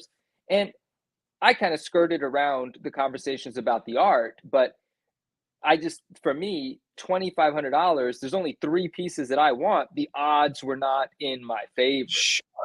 I like because to I was gamble. talking about getting the ones I want, not flipping the one that I get. I Sure. also don't know the original art market. I have no idea what the price of Jusko original at. Not a clue. I've never owned any piece of original art outside of at a con, someone, Alex Ross drew the Spider-Man S for me Sure. on a comic book board, that kind of thing. Well, and here's the Oh, other my thing. 423s by Naj. There you go. See? Yeah. Here's the other thing. I'm no longer Andrew, no, I didn't. Yes, that's all I wanted was Professor X. I needed it. I no longer am part of the conversation of there's this thing, okay? And I don't want to get too deep into it, but there's this thing that feels really fucking American to say, I paid my money, this isn't good. The man said he was doing 102 paintings. Do you know how long that takes? Do you know how long that takes? Right, Do you know what kind of hours that puts in? If you feel that he fleeced, that's your opinion. If I feel that this man actually painted what he said he was going to paint, what am I supposed to do? Just be like, no, you must do better. I didn't have to buy it. I haven't even seen any of them yet. I got to see him now. I feel like Kev has seen more than I've seen. He must have. I'll take some of the photos off the private Facebook group. Because I'll be honest with you guys, I'm not gonna, I love Jusko though. It's gonna be I gotta really hate it to say something bad about it. So let me see one of them. If I love it, I don't love. No, I don't. But Kev got you to get on his team. Yeah, but why do I have to love it? I like it. Why I don't get this hate for the Joe Jusko stuff. I really don't, because you could take $2,500 and you could get maybe a a half-ass commission piece from him. Kev, I'll have an answer for you once I see more of them, because the value conversation and the do I like looking at it are 2 different conversations. Sure. The value proposition for me personally wasn't there because I didn't understand the market. And I only wanted 1 or 2 or 3 of them for personal. I would have sold them had I realized they were $20,000 or $30,000 a piece. I would have sold them. But in terms of from a visual perspective, how do I feel? I'm going to look at it more because I love some of the 92 car. 92 is one of my favorite sets. I think it's a set, period. So we'll see. Clayton Crane will do a big piece for you, $2,500. Clayton Crane can do That's a lot of money for toilet paper. Clayton Crane can push. Joking. No, I'm not. You know what the other thing is? I bought that into that Kickstarter. I wanted the book. I recognized it was good investment. And if I got one of the characters I really wanted, I was going to be stoked. Did I get one of the characters I really wanted? No. Will I be looking to sell this piece? Yes. Or trade for Mephisto. Yeah, this conversation is not over. Once I get eyes on more of them, because look what he just said. He said, I love Jusko, and I don't hate his art in general, but he still has this strong opinion about these. So I'm going to follow up with you about my opinion. Andrew says some people just want the in to say they own one, and some will love them, while others rather save the money and spend more on a more complete piece. Nope, nothing to add. Well, absolutely. And here's I agree with Armando. Everybody knew there was a chance of getting a shitty character. I knew there was a chance of getting somebody. I got Iceman. I don't dislike it. It's just not one of the ones I wanted. Oh yeah, you got Iceman. That's right. But when it comes, if I love that thing, it's going right up on the wall. If that piece looks nice to me, I'll keep it. I spent the money. I made, I put that money away. I spent it. It's gone. I don't It's need to gone. sell it. I don't need to sell it if I don't want to. Money gone. We gonna But I rhyme a do I funny think he song. do I All right, think bro. he listen, more money, more problems, all that stuff. Yeah. But do I think he fleeced people? No. Do you know how long it would take for him to do 102 fully rendered paintings? Would have taken him 2 years. Do you know how much those originals are worth? No, because they're not ever for sale because they don't exist. One of our friends that participated in the Kickstarter Yeah. had commissioned from Just Go years prior Yeah. the 1992 Spider-Man. So he actually has Oh, wow. a drawn Spider-Man one in his collection. I forgot what he got out of the Kickstarter though. I'll ask him. Is it painted or is it something else? Is I it kind of remember the picture he showed me looked like pencil, like it looked black Yeah, and white in that kind of way. sure. So I don't think it was painted, but I'll Well, I kind don't of know if he foggy was in that. I I don't gotta know if he remember. was allowed to. I don't know if he was allowed to. First off, Oh, Kev, you're trying to justify this, and I'm not biting because 500K for a good salary. He produced a book. Do you think that was free? He also had to pay Kickstarter fees. That wait, exists what's his too. 500K? Oh, you mean what came from the Kickstarter? Yeah, like I just don't understand like the logic behind this. Like, here's what I say when people get upset about somebody doing a piece of art they don't like. Do it yourself. Go paint it yourself. Go direct that movie you didn't like. Go make that album you didn't like. You don't have to try and dog somebody into a fight because you don't like what somebody did artistically. Kev, both you and Dave have very thick skin, so I am not worried about either of you guys being No, upset no, about I this just stuff. I like it doesn't, like when people say like, "Oh, we this person made so much money, they have to produce exactly what I want to my standards." I'm like, "They don't. Nobody has to do anything for your reasoning." I was happy about their success and how much, Of they I course. was happy to see it just because I like Jusco and I was like, this is fantastic. There's a lot of love people are showing Jusco. Yeah, and But it, that's it the end of my thoughts there. I really didn't think too much more. and it leads to more stuff like this happening. Like, what if we get Todd will never do it, so let's take him out of the equation. But like, I don't know, pick another artist that we all are unanimously. Alex Ross. Yeah, Let's say Alex Ross did this, which would be like you think Joe Jusko had people throwing money at a rate faster than the speed of light. If Alex Ross did anything like this, and then people are like, "Oh, these paintings aren't good," I'd be like, give me. I'll take them all. Put them right here." Oh, Kev said he would do it for Bagley. That's interesting. If I did it for Bagley, it better be this set. Well, but there you go. You don't get to decide. You want it to be, but using that language, he better be doing it. It puts you in a place Or where this set. it's just I'll give you options. Did I tell you recently? And speaking of original art, I think I did tell you we were talking about this. Mark Bagley, a couple of several pages from Amazing Spider-Man hit Heritage in the last week, and they went for 20,000, 22,000. These are pages from just Amazing Spider-Man 374, like not Carnage first appearance issues. His original pages are now going for upwards of 20. I think like the highest one I saw was 26 grand for a Bagley Emberlyn Spider-Man page. So sometimes, because you and I'm just getting up to like speed on this art stuff, and you and I have these conversations because you've acquired pieces recently and have Yeah. educated me on, what they are and what the costs are and things of that sort. And so I was thinking, I had this thought, I was like, man, every single page has an original. Dang, there's so many. No, there's not. Because I mean, if No, you're talking about even if you did 100 books in a run, they're how all many one of pages in a one. comic book? 16 pages and 16 to double-sided, so yeah, 32. yeah, it depends. 16 to 28, depending on the book. That's Some still not that many. And that's if you did a massive run of stuff. There yeah. aren't that many original pages. There's only Nope. one of each page, and there's only so many in each comic book, and artists only do so many books.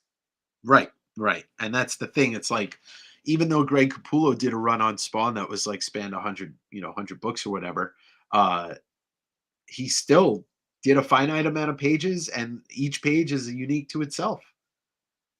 and that's, so it just blew my mind to see the Bagley stuff kind of blow up. But you said something to That's me, and cool.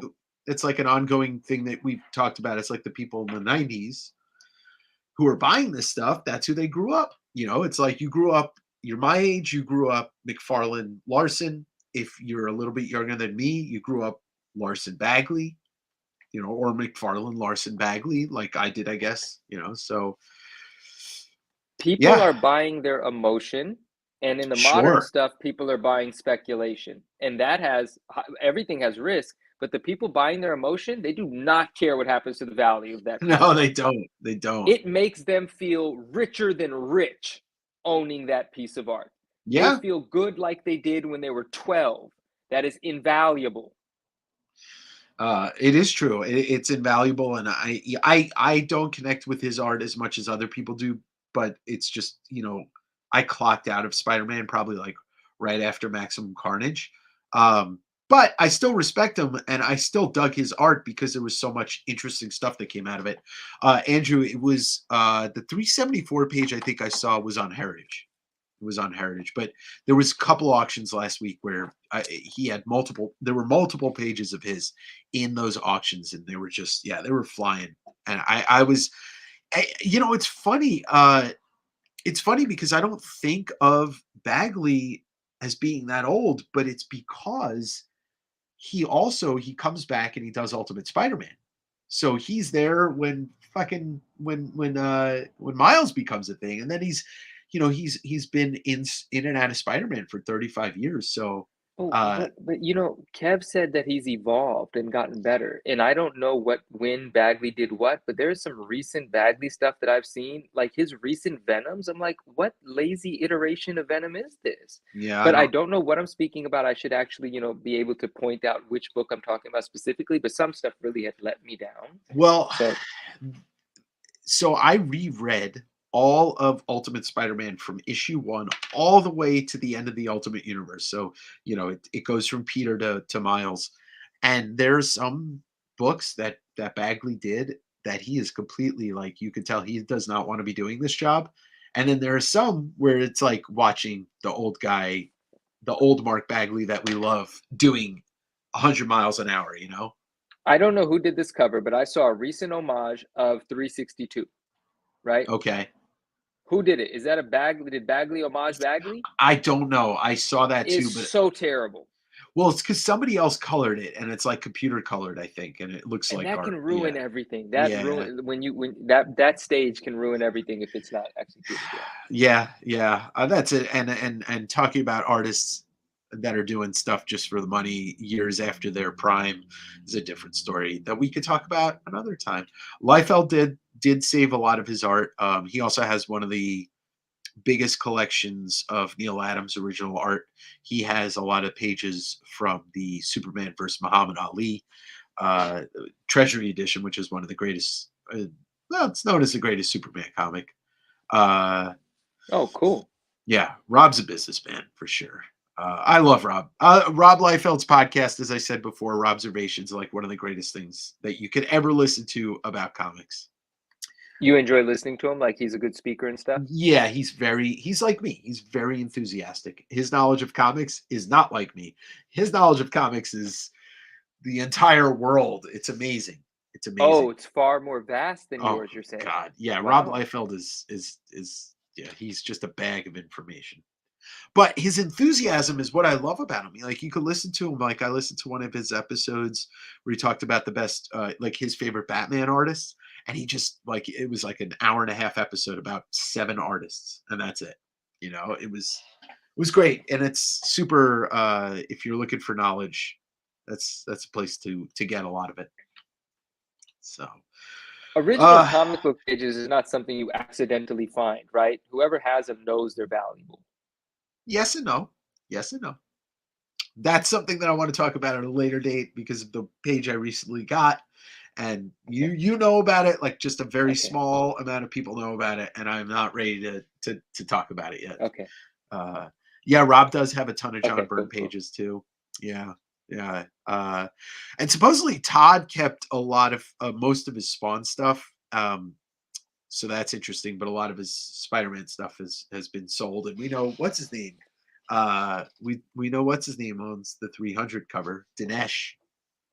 He does, right? He's the $5 million seller, Yeah, or is trying to hoping to sell it. sell it for, or whatever, you know. Yeah, yeah.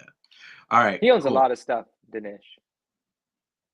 But yeah, original art is something, and Kev, thank you for. I look, I appreciate anybody's take and anybody's opinion. That gets my blood boiling because it makes me feel something. I like feeling something. So, I feel alive. but I'm very interested and I'm excited to see the Just Go piece when it shows up at my door. Um, like I said, if it speaks to me and I really dig it, I'll keep it. If it doesn't, and I can find somebody to trade me the Mephisto, I really want the Mephisto. So, but I think Oh, we we're had the Mephisto conversation on the Marvel that's show. right. Oh, did you? And what was the what I'm was Team Mephisto. Justin's Team Mephisto, and then we said some inappropriate stuff about fists, and then we moved on because you're Team Mephisto, and that's what started it. yeah.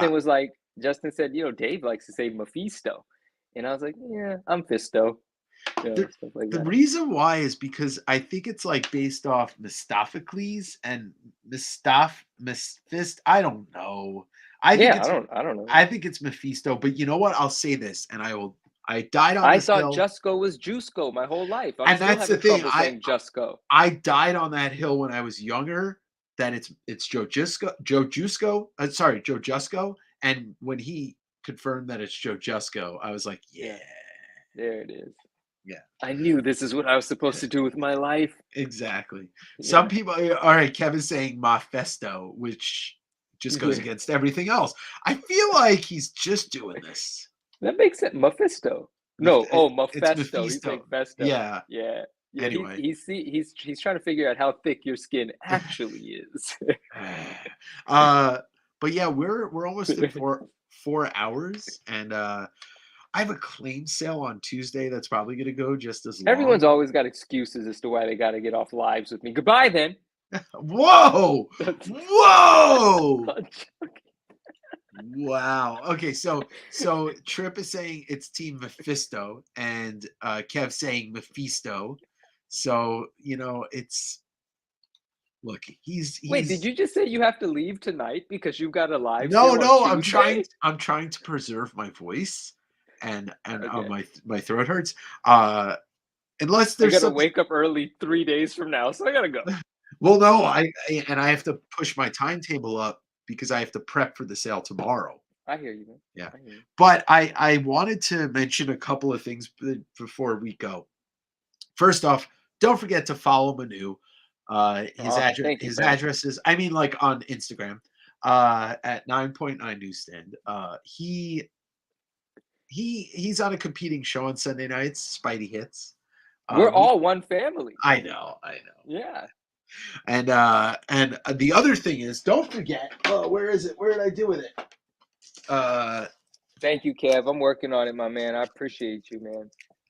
This is for next week. So, the book club starts this week. Read Torment. Let's talk about it next week. Let's see Todd and read Todd. Yeah. That sounded bad. Yeah, it did. That It was did. funny though, but Yeah, yeah, it we can't say was. that anymore. Or we shouldn't say that anyway. We shouldn't say that. We do need to get Manu on YouTube. So when he is ready to start his YouTube channel, I will be there with mouth and voice wide open, ready to invade your YouTube channel. It's going to be very soon, my friends. Like saying it out loud puts the pressure on me to make it happen. I must make it happen. Yes. Kev's going to read it next week, same time, 7 p.m. next week. It'll be the discussion about Torment, and we could talk about our PTSD. We could talk about our all Eat of your our Torment. Marvel in the DM. I'm going to have that conversation with you about Yeah. the word that we didn't say. And yeah, Armando said he's going to wait outside his house and make sure he follows you everywhere. So that there we go. Well, you got to pick one up, brother. I had a great time. What's the gold ASM? This he needs one of these. I got you. Okay, yeah, I follow now. I follow. Yes, and this has been a great conversation. Tuesday, I'll be live right here on YouTube. So West Coast Wednesday is actually West Coast Tuesday, but it applies, you know. Yeah, and our and yeah. Yeah. Anything you want to? Any closing? And happy birthday! Oh, thank you again, guys. This appreciate it. I love you all. I feel the love. This has been a really fun night. I've enjoyed all of the conversation. It's just great, man. I appreciate This all you guys. It's pretty this awesome. it was nice to have you here, just because like we completely had a ship that got steered in so many different directions, and all of the conversation was great. Yeah, and and I think to myself, like, is this for real? Like, is it all right that we just kind of like have a group conversation? And I think it is. Like, Yeah, I love this stuff.